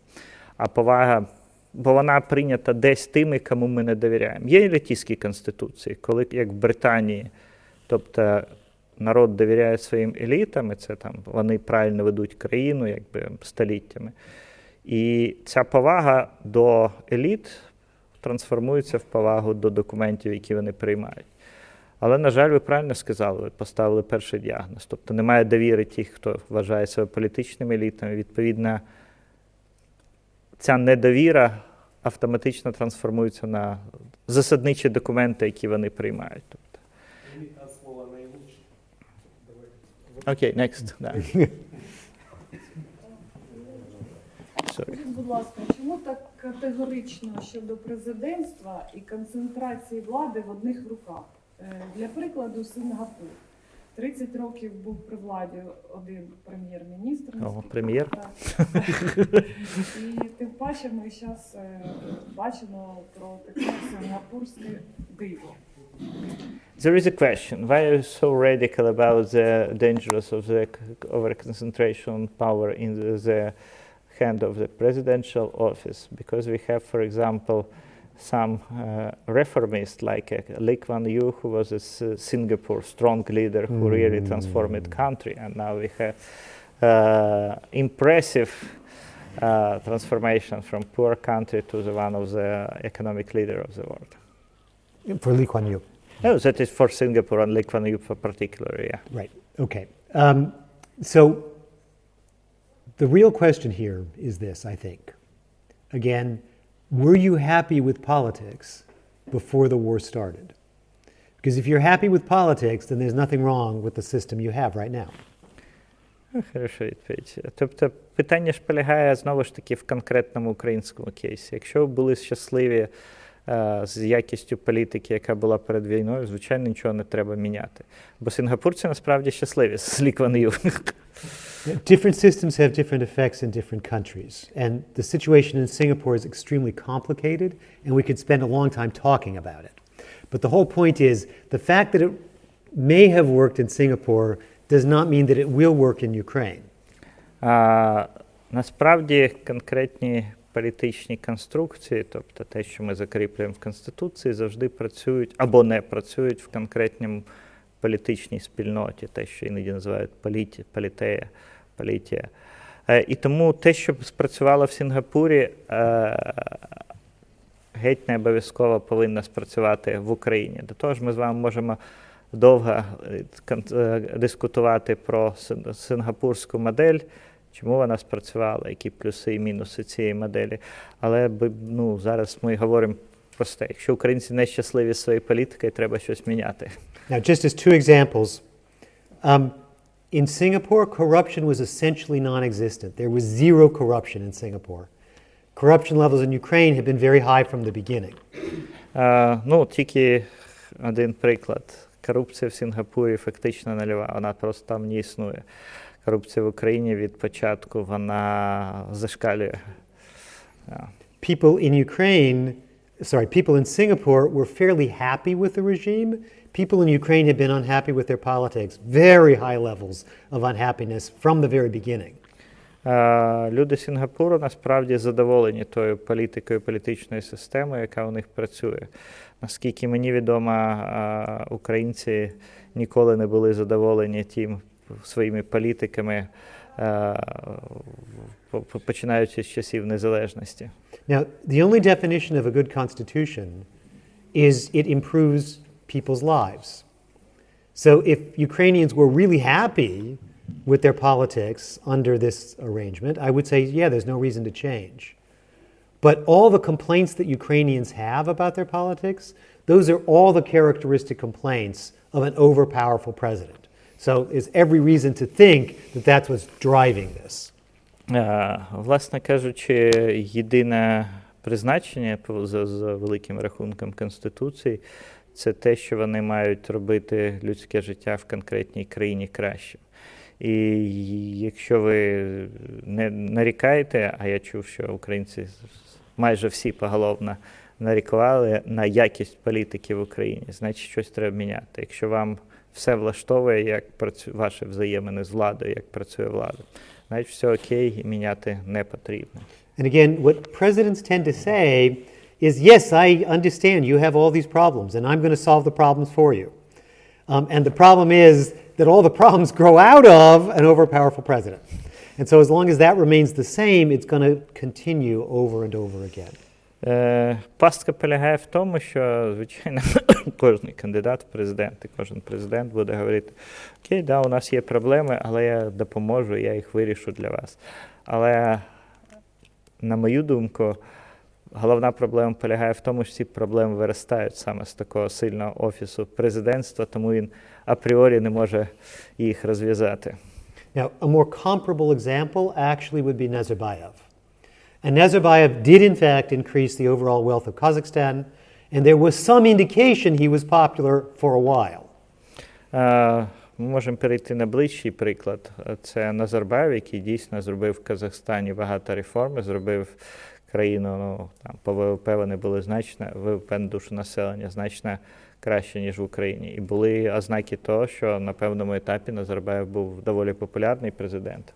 But at this point in Kazakhstan, he is universally hated. Almost everybody hates Nazarbayev because of the hyper-concentration of power. Але сьогодні в Казахстані майже всі ненавидять Назарбаєва і його клан, і саме тому, що була влада суперконцентрована, надконцентрована в його руках.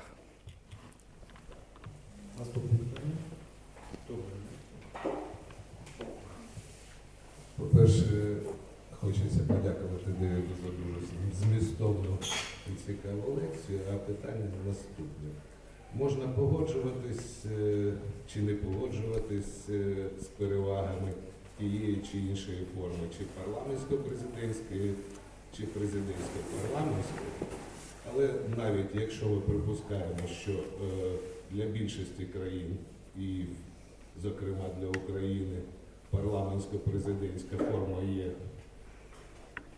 більш вдалою, скажімо так, і на вашу думку, якщо навіть війна є тим тригером, після якого треба проводити дані зміни, то в мене питання чисто з технічної сторони. Як це зробити? Такі докорінні зміни до Конституції внести. Це що, потрібен третій Майдан чи що? Good question. Okay. First of all, thank you very much for your interesting lecture. We could debate what system is better, semi-presidential, parliamentary or parliamentary presidential. До речі, Девід пропагує чисту парламентську систему, а не цей мікс, бо всі півміри, але менше з тим.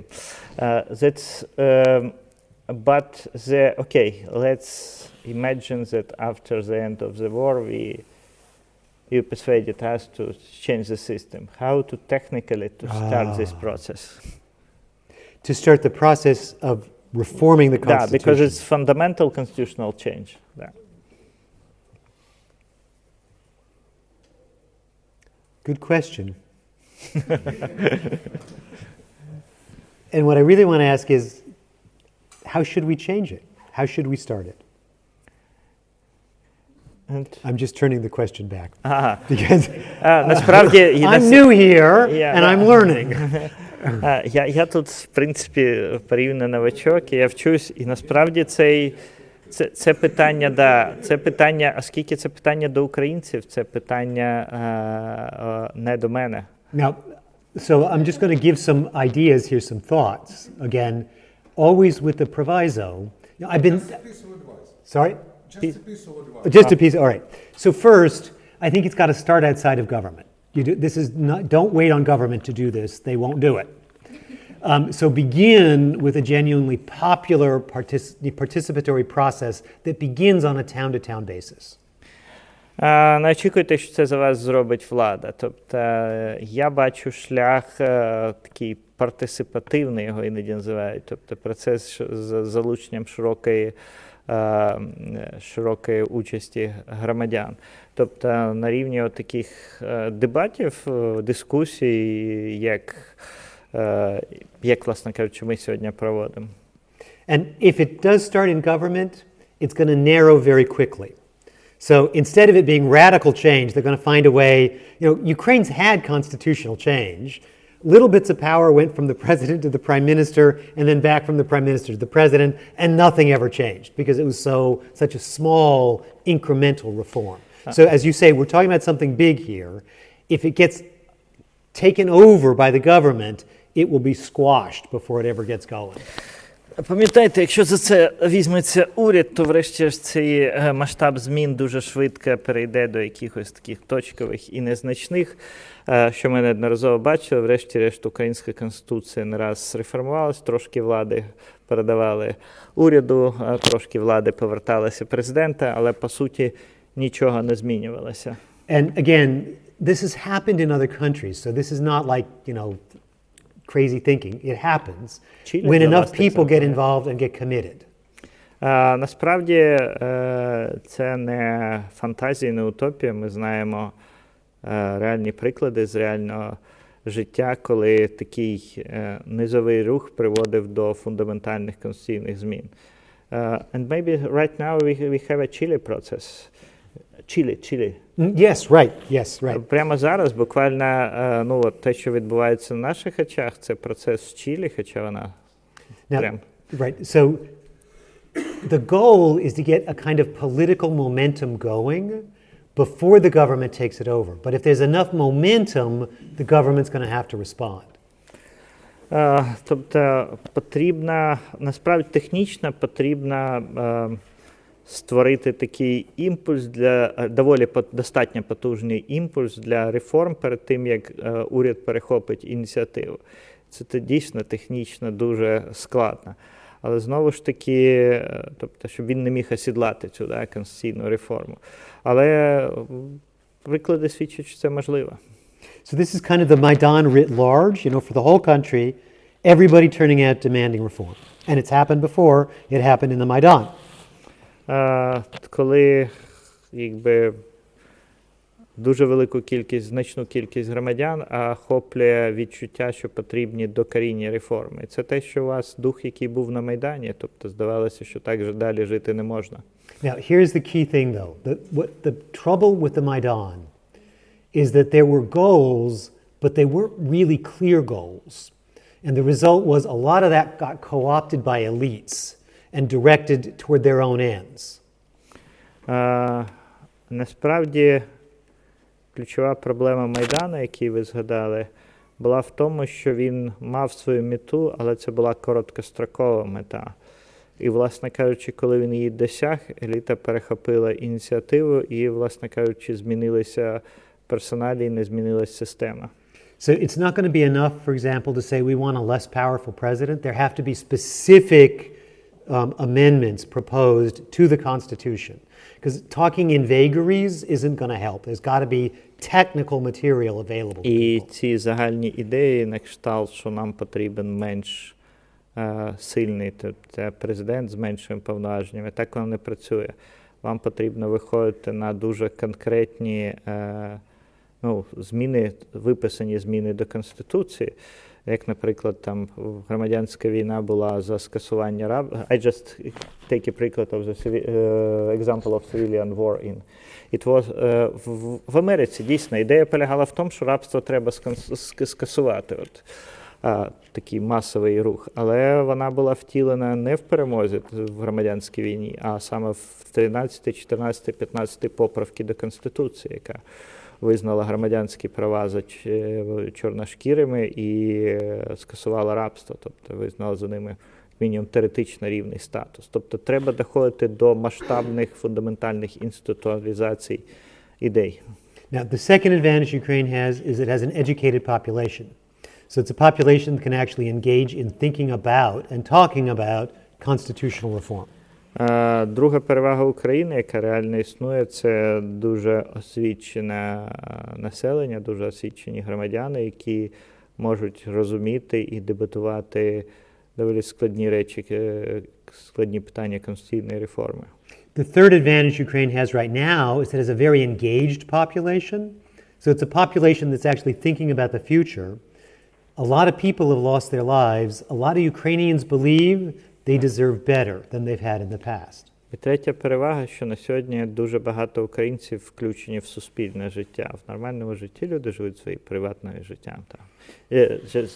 І сьогодні оці величезні жертви, які кладе Україна на вівтар перемоги, змушують багатьох думати не тільки про день насущний, хліб насущний, а про українське майбутнє, що буде далі. Okay. Now, the risk here, of course, is that traditionally Ukrainians look for their happiness to their private lives and to their friends, and that's basically how they construct lives. That's true. And they stay out of the public square. And there's a risk that everybody's going to go back to that very quickly. And that's why, as I say, the time is critical now. that Ukrainians are publicly engaged, and that won't last forever. Традиційно українці шукали свого щастя в приватному житті. І тому я говорю, що цей час настільки критичний, оскільки війна фактично всіх вигнала з своїх теплих, вигнала в метафористичному сенсі з домівок і змусила перейматись громадськими проблемами, загальними проблемами. Тобто ми вийшли з цієї території приватного комфорту. І зараз час говорити, то будь-які конституційні зміни – це, звичайно, про публічне, це не про приватне. But then the fourth advantage that Ukraine has is the internet is widely available here. And that actually, when used properly, makes a public discussion much more possible. So people can circulate around proposals and talk about ideas and so forth, because it's going to take a lot of engagement for this to actually work. Ще одна перевага, що в українці дуже поширений інтернет, і якщо використовувати його належним чином, то це дійсно дуже посилює можливості або спрощує суспільну дискусію щодо спільного майбутнього, але по суті це про майбутній державний устрій. Now, I'm coming back in March, and I will have clearer thoughts, I hope, by then. Я сподіваюся повернутися сюди в березні, і я думаю, мої думки, от відповідь на це питання, будуть більш краще продумані. But I think right now, from my perspective, what is really necessary is a shared set of questions, the right issues to look at. And so there needs to be some kind of white paper that can be shared around, not with actual concrete proposals, but to guide the discussion so that it can be a starting point for people to jump off from there. And I'm always hesitant about this, but I have done this in other countries. And so I have some sense of how this might be done. And so when I'm back in March, unless people tell me, don't do it, it's stupid, you're being intrusive, this is the plan for March. Знаєте, зараз, якщо ви мене зараз спитаєте, то я скажу, що зараз час ставити просто правильні питання.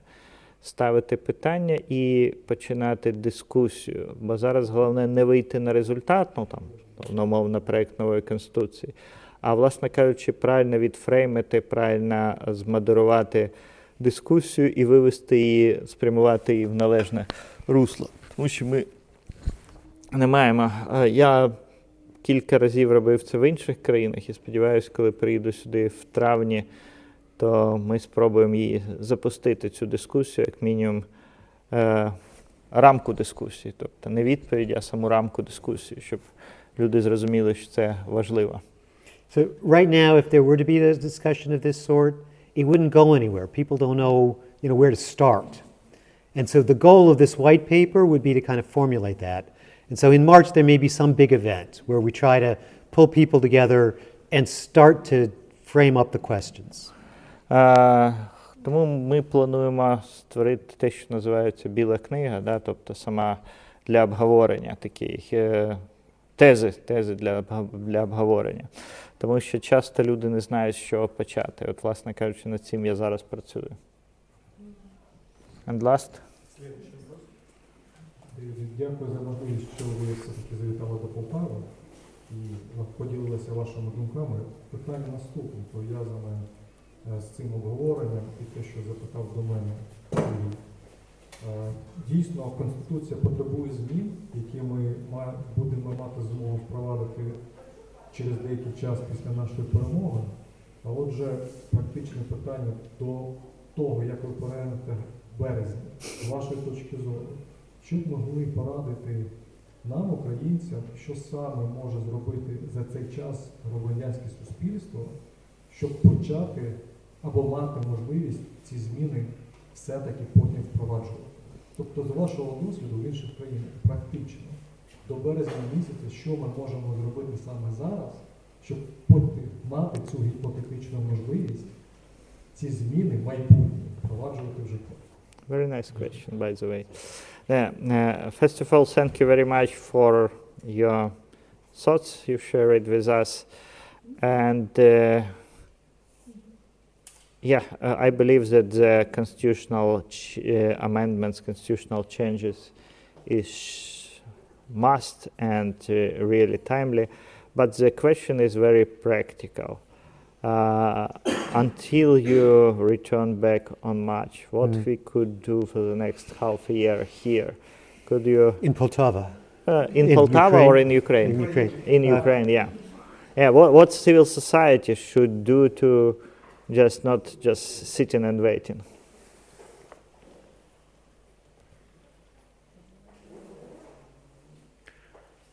I don't know, but it's an extremely good question, and I want to think about it.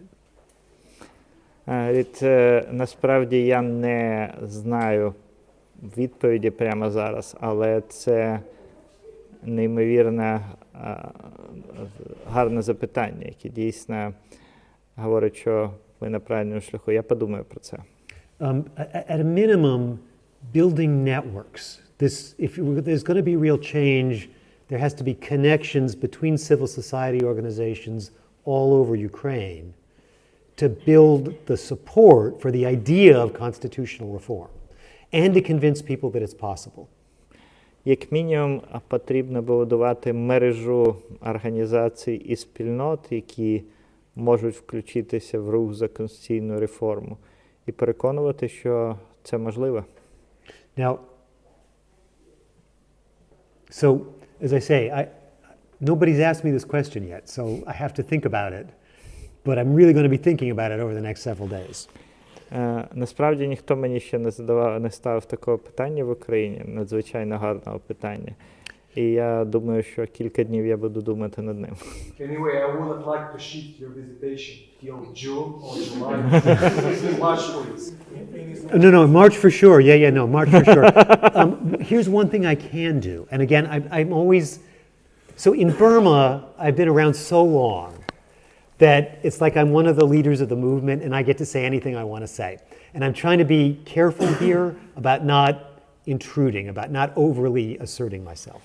В Бірмі я почуваюся трохи в іншій ситуації, точніше, кардинально інше, оскільки я там офіційно один з лідерів руху, офіційно включений в переговори, але тут я дуже боюсь, дати вам пораду, недостатньо розуміючи ситуацію, те, що називається on the ground, тобто недостатньо розуміючи контекст. But if it's not overly intrusive, what I can do, as soon as I get a chance to think it through, is send you like the 10 most pressing issues in constitutional reform for Ukrainians, in my view, to start talking about. Те, що я бачу на цьому етапі найбільш англійські слова. Те, що потрібно починати, це потрібно почати, як це не банально звучить, почати говорити про це. Тобто зрозуміти, що це важливо і почати цю дискусію. Тобто це найважливіше. And maybe like some foundational readings to go with that, to consider the issues. І, напевно, щоб почати не просто дискусію задля дискусії, вона має бути інформованою, щоб був рівень дискусії. Напевно, треба певний, як мінімум, базові знання мати в цій галузі. Okay. And as I say, these would just be very general. I don't want to do anything more specific until there's a real discussion among Ukrainians, right? There's nothing worse than an American coming along to tell you how to change your constitution. Що я боюсь, що ми американці написали не одну конституцію, зокрема, від японської до афганської. Це так. І я дуже боюсь, щоб моя інтервенція моя участь в цьому не сприймалась як поради заокеанського дядечка, і які насправді тільки нашкодять такому щирому, справжньому українському процесу. We did that in Iraq and look how that worked out. Кстати, Ірак також. But what I can do at least is send you some like very general things to start thinking about, maybe, to begin the discussion. And I would feel comfortable doing that if it's something you would find useful. Да, я можу вам прислати якісь загальні думки з цього приводу для того, щоб започаткувати дискусію. Але знову ж таки, якщо ви знайдете це цікавим і потрібним. У нас є час, все нормально. Окей. У мене таке питання. Держава, в якій парламентська держава, да, тобто держава, в якій фактичним керівником держави є прем'єр-міністр. І це є особа, яку не обирають безпосередньо виборці. І, на мій погляд, ефективність такої системи, вона може бути очевидною нам тут, коли ми про це говоримо. Але для звичайного громадянина вона точно не очевидна. Чому? Тому що в нього є відчуття, що він втрачає контроль. От я сьогодні обираю президента, керівника держави, ось він той, кого я обираю, а завтра ні. І я так заверну цікаве питання. Як ви вважаєте, як би відреагували на пропозицію ввести в парламентський устрій держави громадяни такого розвинутого суспільства, як Сполучені Штати Америки? Very good question. The question is, even if we agree that the parliamentary system is better, but one of the features of the system is that the prime minister elected not directly but through the parliament. And so ordinary people could feel that they lose the control under politics because they do not elect the leader of the state, the main person in this construction. So what do you think about that? Yeah. And what do you think how Americans could react if you propose them to Oh, we'd change? hate it. Yeah, we'd hate it. I agree. It's true. Right.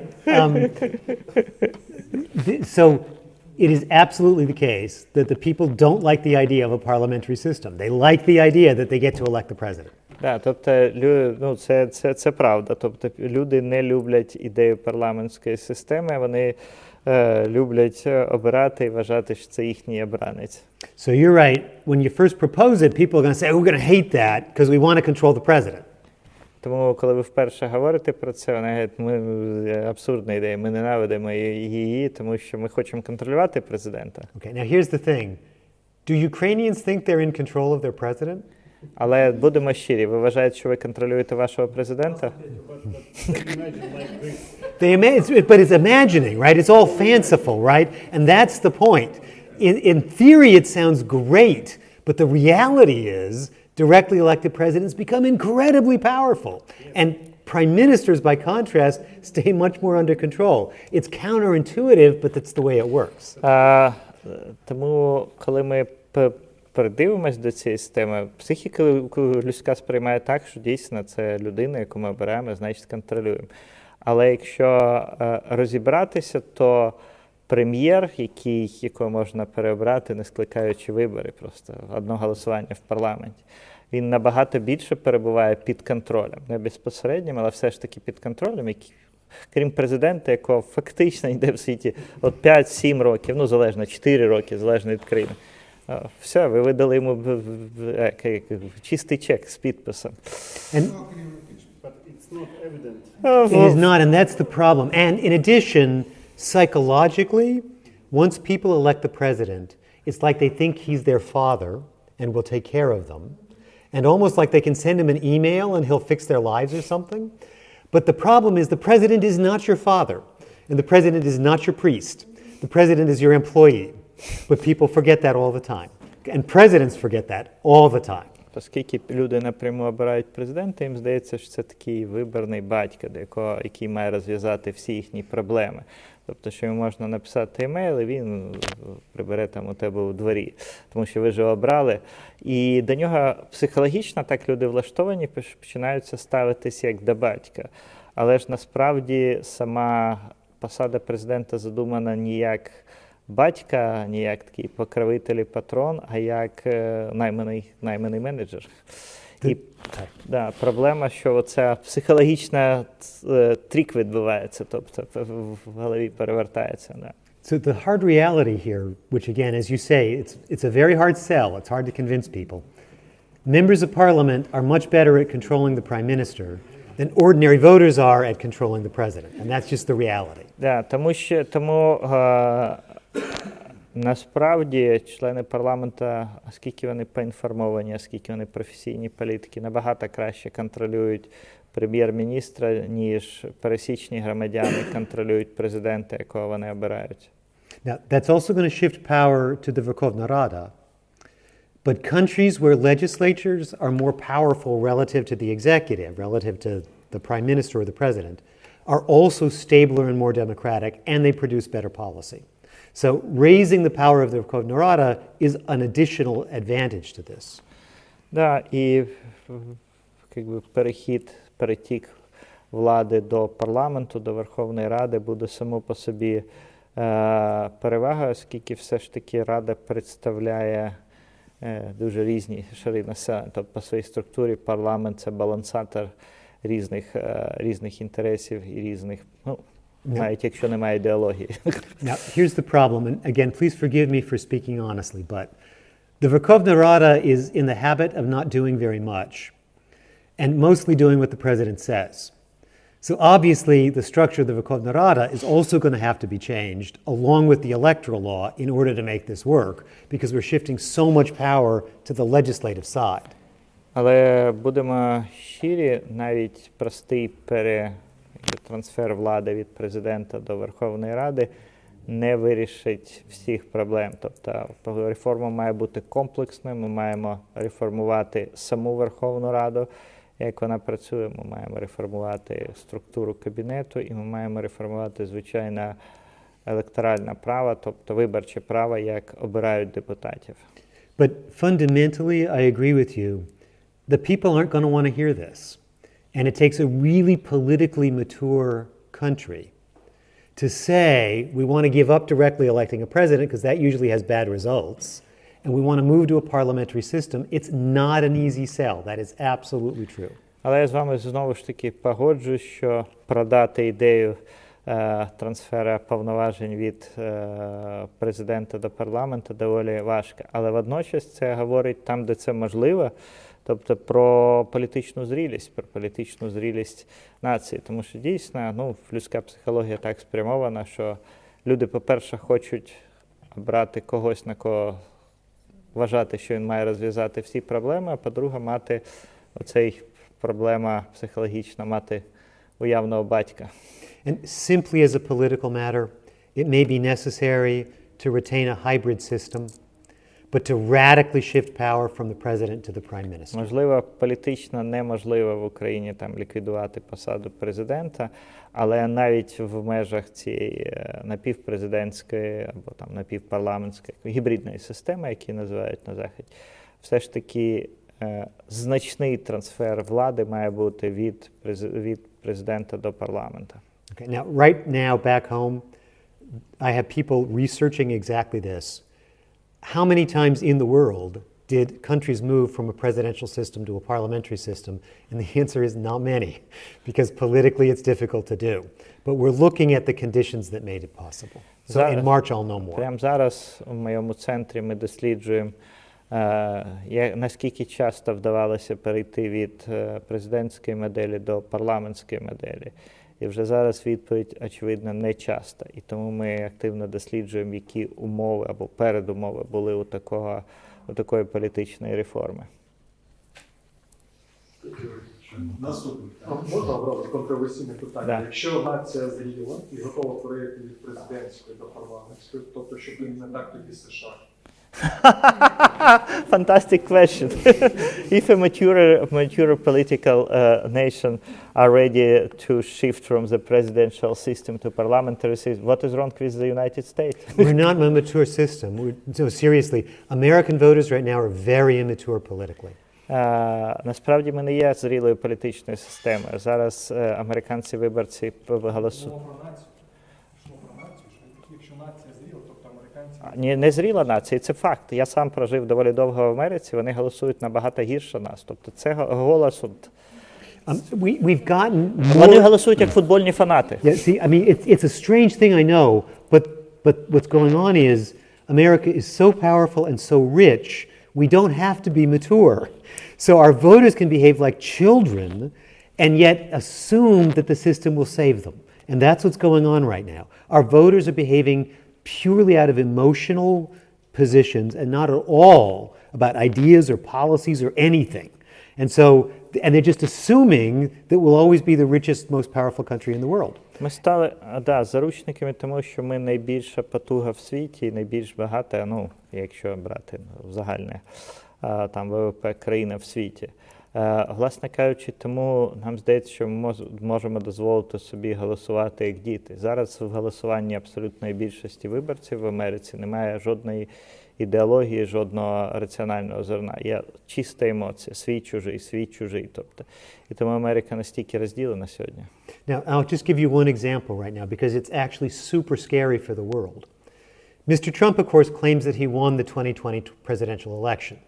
Now, at this point in the Republican Party, in order to get the nomination for any congressional seat, you have to claim that the election was stolen. Okay, so that in fact, Mr. Trump won the 2020 election. Now, one of the things we know is that in countries where people doubt whether elections are free and fair, democracy goes like this. And all of a sudden there's civil conflict. It's a terrible thing when an election actually is free and fair to claim that it isn't. It has terrible consequences. But the Republican Party right now, that's what they're doing. So they're actually really risking the political future of the United States and thereby the world. Я вам наведу тільки один приклад, наскільки наша демократія дає збої. Вам відомо, що в 2020 році Трамп був першим президентом, точніше кандидатом в президенти, який не визнав перемогу і наполягав, і досі наполягає, що у нього вкрали перемогу. Що, власне кажучи, підриває самі основи демократії, бо ви можете вигравати вибори, можете програвати, але засадничою річчю є віра виборців в те, що вибори чесні і вільні. Тобто, але отака особиста відданість замість раціонального вибору на виборах зробила республіканську партію заручником цієї позиції Трампа, щоб отримати номінацію на будь-яку там виборну посаду від республіканської партії, ви мусили демонструвати лояльність до Трампа, які його підтримують виборці, а отже, підтримувати оцей міф, що вибори були вкрадені у Трампа, що це нечесно виграв Байден. And don't get me wrong, again, when elections really are fraudulent, you should question them. But there's essentially zero election fraud in the United States. And when you start to question it, all of a sudden what happens is countries fall apart. And this is what the Republican Party is risking, is that the United States really will fall apart if we can't agree that our elections are actually free and fair. Зрозумійте мене правильно, якщо ви відчуваєте, якщо ви знаєте, що були якісь підтасовки на виборах, то, звичайно, про це треба говорити і говорити на повний голос. Але в Америці не було проблеми з якимись підтасовками на виборах. Тобто ми знаємо, що вибори були відкриті і чесні. І коли ви ставите під сумнів результати відкритих і чесних виборів, ви фактично підважуєте всю демократію. І для того, щоб зберегтися у владі, через, знову ж таки, особисту відданість виборців республіканських Трампу. Тобто республіканська партія ставить на карту і підважує всю Америку, тому що Америка може, якщо такий тренд продовжуватиметься, просто не буде те, що обидві сторони визнають як об'єктивну реальність. Да? Порахували голоси, от програли, виграли, ми це визнаємо. Америка може розпастись. And to be clear, the Republican leaders know the election was free and fair. They're lying when they say it was fraudulent. So they know they're telling lies. They're doing it because they think it's going to help them politically.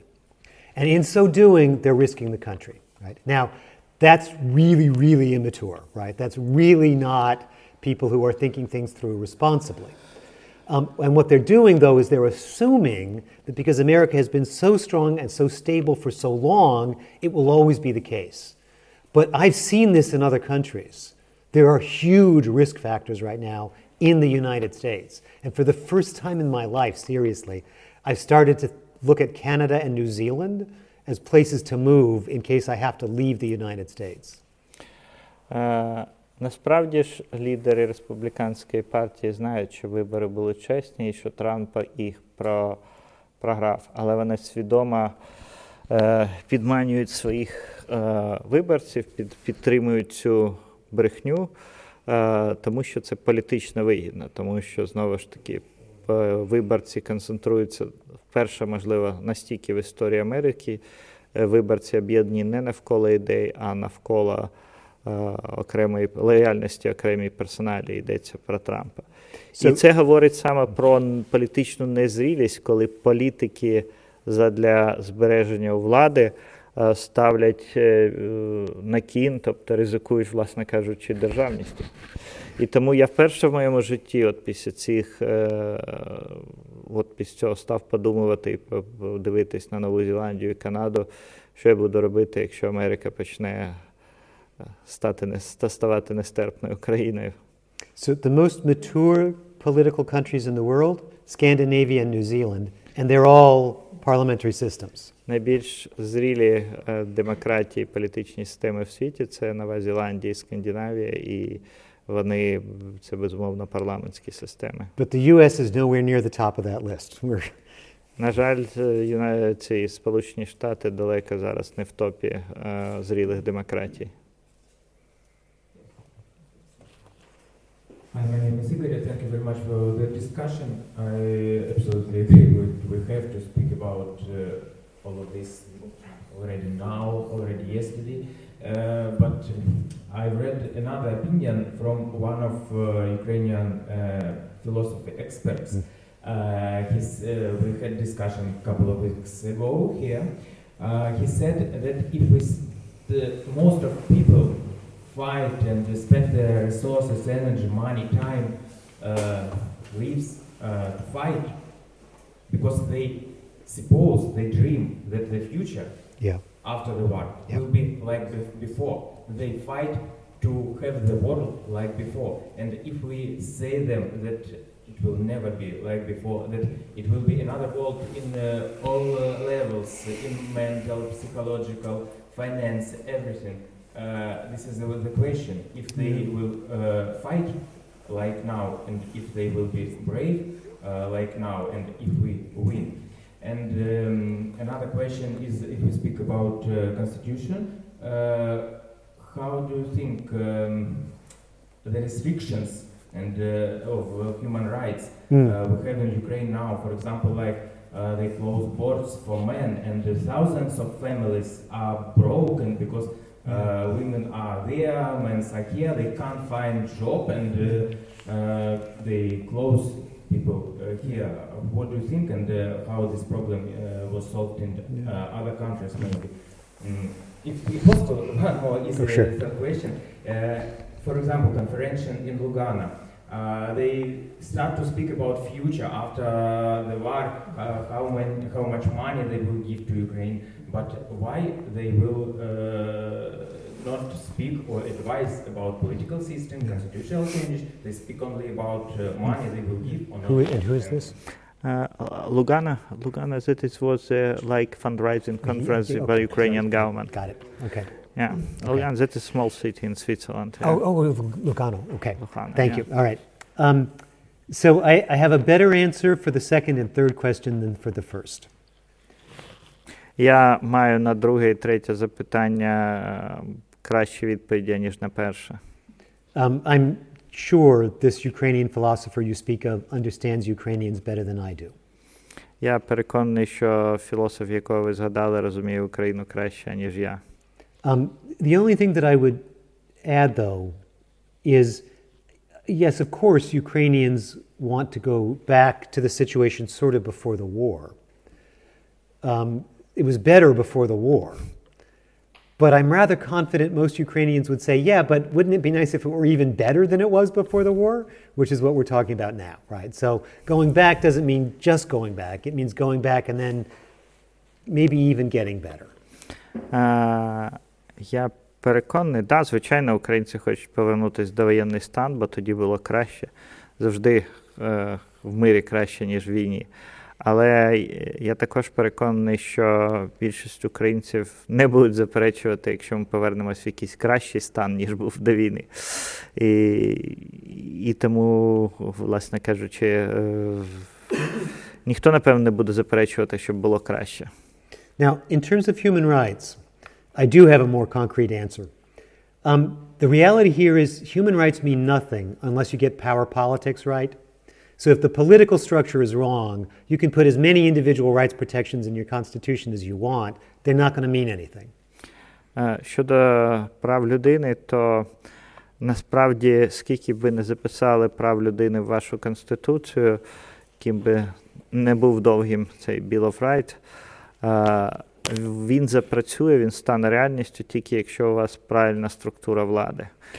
In a lot of the countries where I work, when they write a new constitution, the first thing they do is they draw up a list of rights, and they're just endless.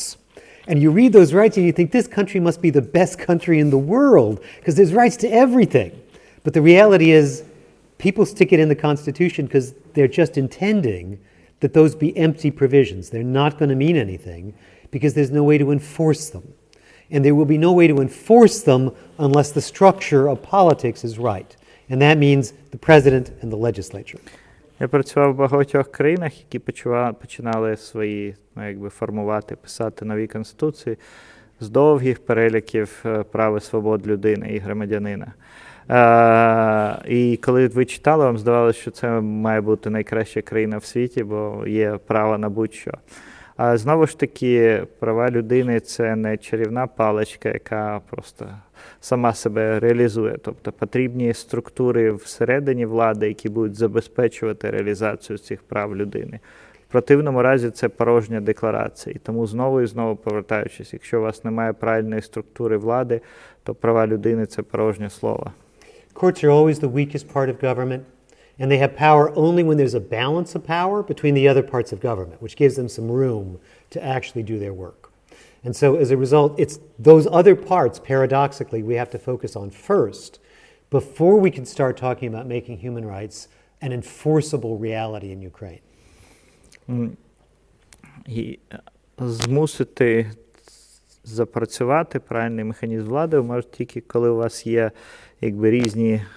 різні гілки влади, різні частини влади, які перебувають в конкуренції і стримують один одного. Тому перед тим, як говорити про права людини, потрібно подумати про те, які органи і чому будуть, тобто всередині влади, забезпечувати їхню імплементацію, їхнє втілення в життя. І знову ж таки, коли у вас один надпотужний центр влади, то він не зацікавлений в тому, щоб існували права людини. Щоб вони працювали, да. Now, in terms of donors supplying lots of money to Ukraine and agreeing to just give lots and lots of money but not doing anything about the politics in Ukraine, there is, of course, a fairly good reason for that. They don't want to be seen as interfering in Ukraine's politics. And I think people might look at them as colonialist or imperialist if they actually did. Мені зрозуміло, чому донори не хочуть говорити про політичну структуру в Україні, оскільки це може сприйматися, як знову ж таки українці воюють за свою незалежність з Москвою. Це буде сприймати з їхнього боку як тиск, як втручання в внутрішні справи України. Now, I should be clear here. I mean, I think it's become obvious that when I go into a country, I tend to become very political very quickly. I always reassure myself that you can just ignore what I'm saying if you don't like it, because I'm not offering any money or any guns or anything. So if you don't think my ideas work, that's fine, ignore them. Насправді, я в трохи іншій позиції тут, тому що я не можу запропонувати ані зброї, ані грошей. Єдине, що я можу поділитися своїм досвідом, знаннями і запропонувати певні ідеї і певне бачення. Тому якщо ви вважаєте, що це цікаво і переконливо, то беріть на озброєння. І якщо ні, знову ж таки.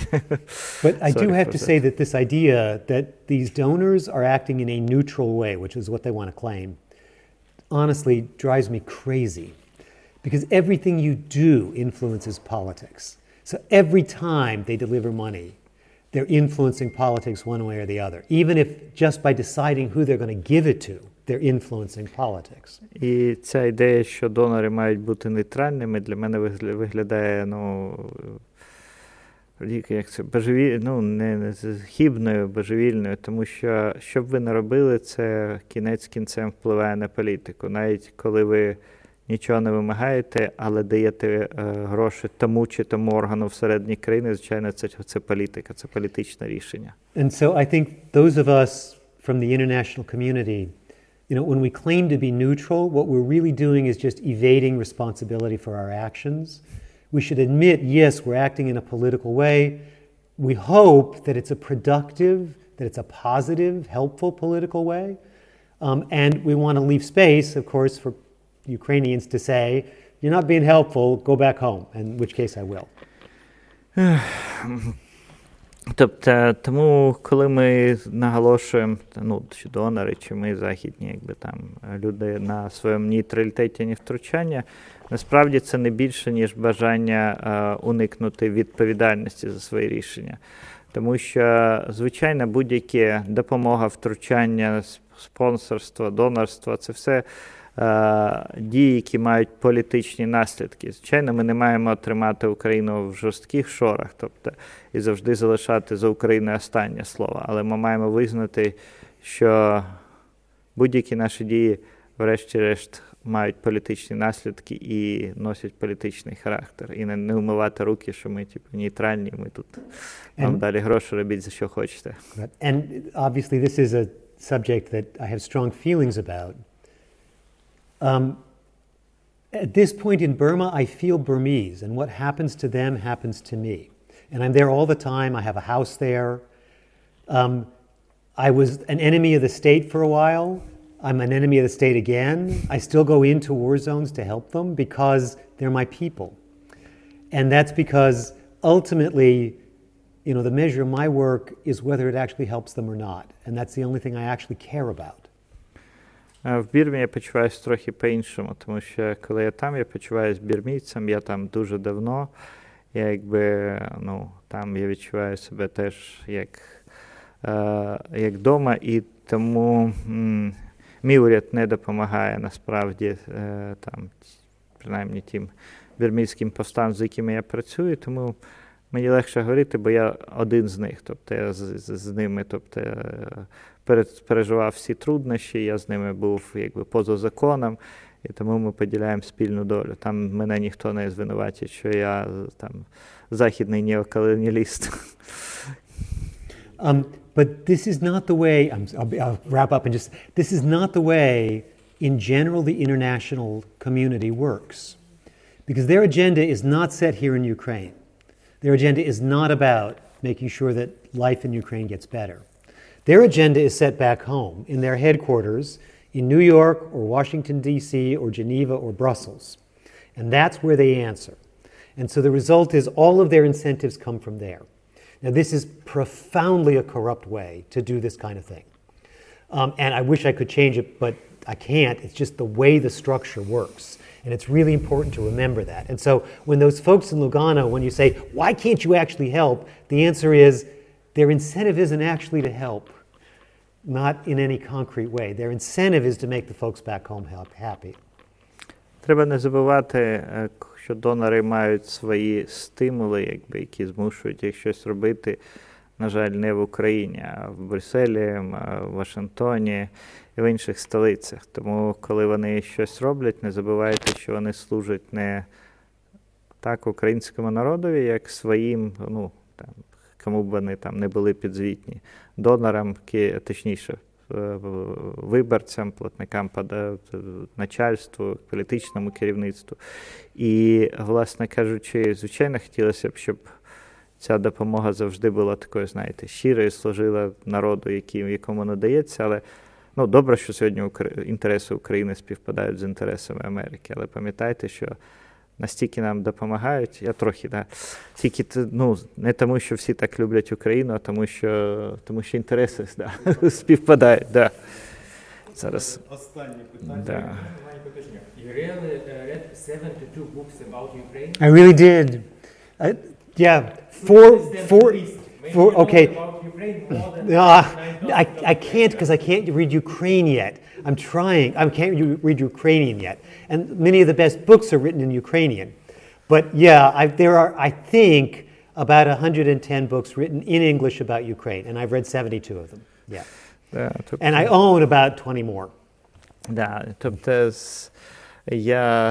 на жаль, я не можу ще читати українською, але, власне кажучи, з тих більше сотні книжок, які я знаю написані про Україну академічні, я вже...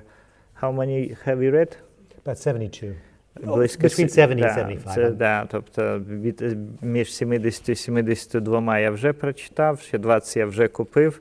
І тобто я намагаюся прочитати все, що варто прочитати про Україну, що існує в англійському, ну, або англійською мовою написано, або в англійському перекладі. But and I'll tell you what, I mean, I learned a lot, I hope, from reading those 72 books, but I learned a lot more last October from spending just a couple weeks here talking with Ukrainians and the way they think about their lives. You learn way more doing that than reading the books.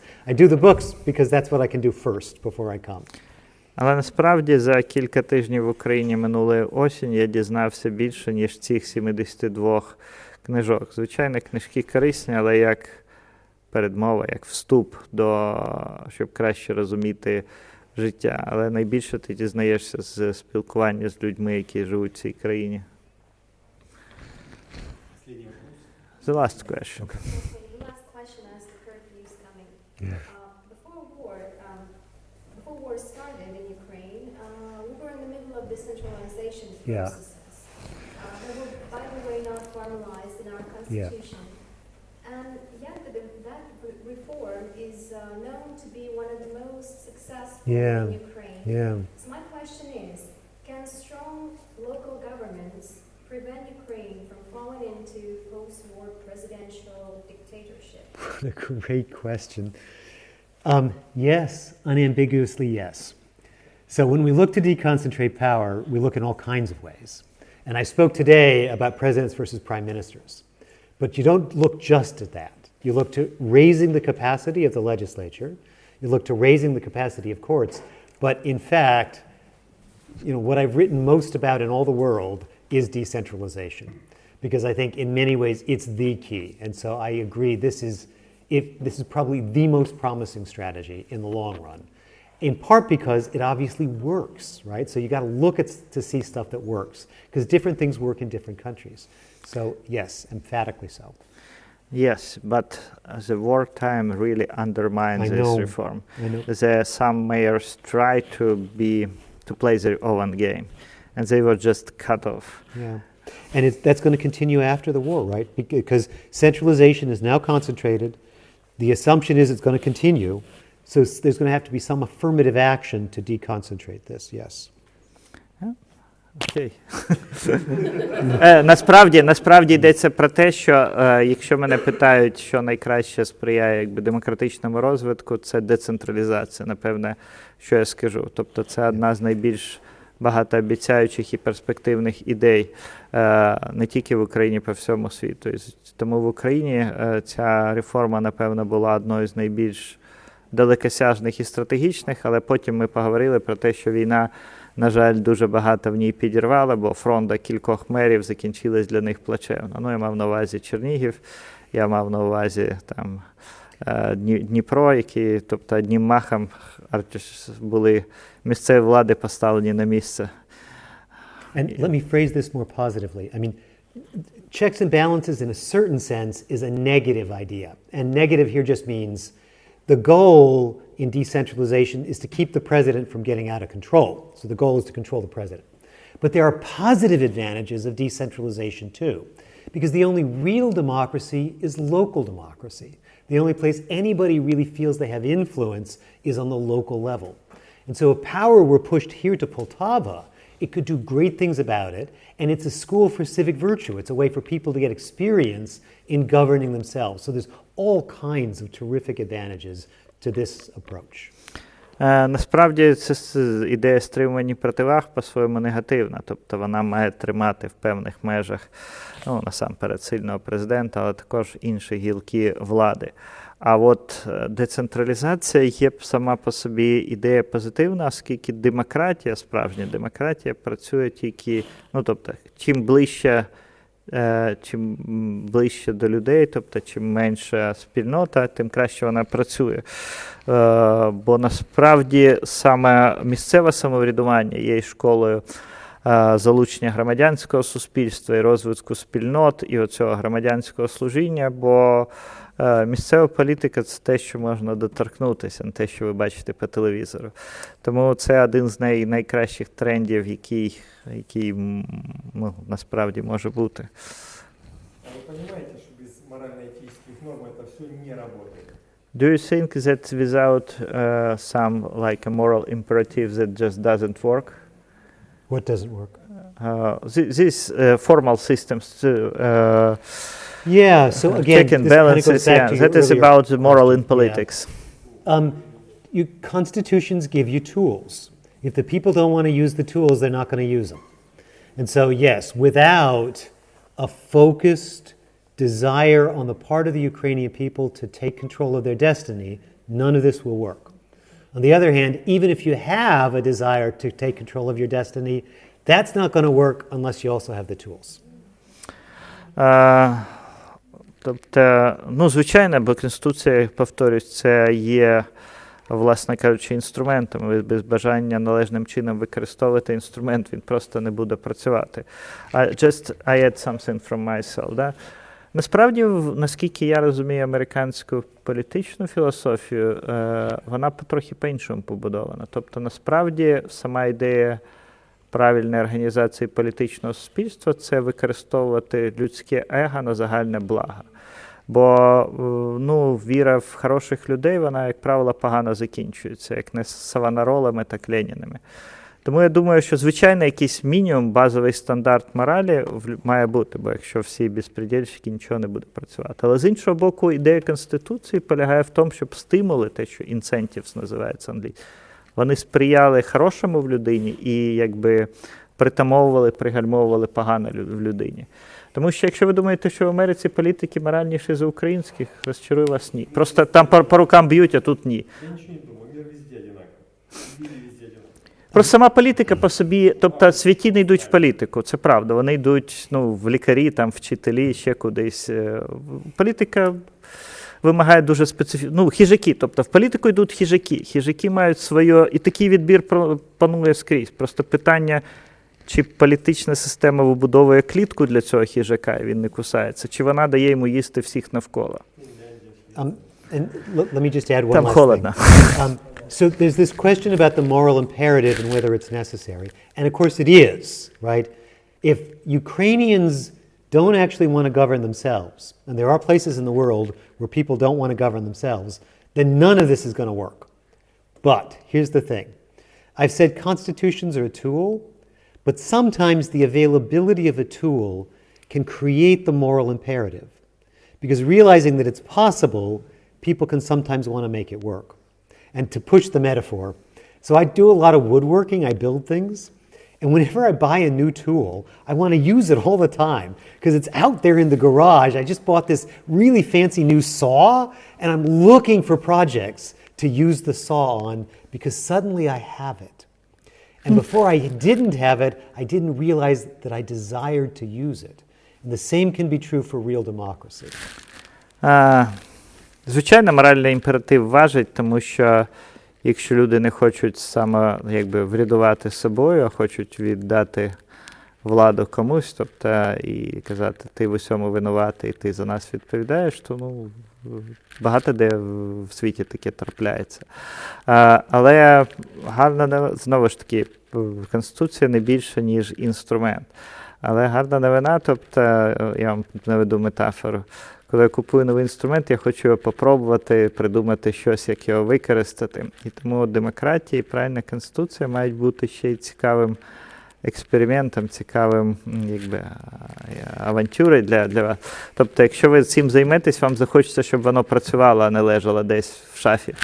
when real democracy, when real checks and balances are not really possible, people say to each other, what's the point in even trying? It's just going to be the same old thing over and over again. And so as long as the structure stays the same, it becomes a self-fulfilling prophecy. But as soon as there's a possibility, then people realize this is what we want to do. And so this does happen often. Да, тому часто люди говорять, що воно так є, і це неможливо змінити, і тому система раз у раз відроджується і сама себе підживлює. Але коли з'являється можливість щось змінитись, і люди ризикують щось змінити, беруть на себе цей ризик, то історія свідчить, що це трапляється. Thank you very much. Indeed. Подякуємо нашим гостям за Вільямс, Геннадія Друзенка. І попросимо нам побажати в цей непростий час якісь гарне побажання. The wishes. What do you want to wish? Yeah. To Ukrainians. Shortly. Okay. So first, thank you for inspiring the world and for reminding us how brave people can be and how resolved they can be and dedicated to their country. Насамперед хочу почати з подяки. Я дякую вам за натхнення, яке ви принесли світу, що ви нагадали світу, наскільки сміливими і відданими, і ідеалістичними можуть бути люди. Above all, I wish you hopes and dreams that much more is possible in the world than we know, as long as we stand together and believe that it's possible, and remind ourselves what we can be for each other. Але я хочу вам побажати надії і мріяти, тому що коли ми hope and dream, тому що коли ми сподіваємось і мріємо, ми дійсно можемо робити дуже великі і дуже великі речі. And finally, I wish you energy, because when war comes, everybody wants to stop. Everybody's so exhausted. But I hope that you have the ability to transition from that to the even greater task that lies ahead of us.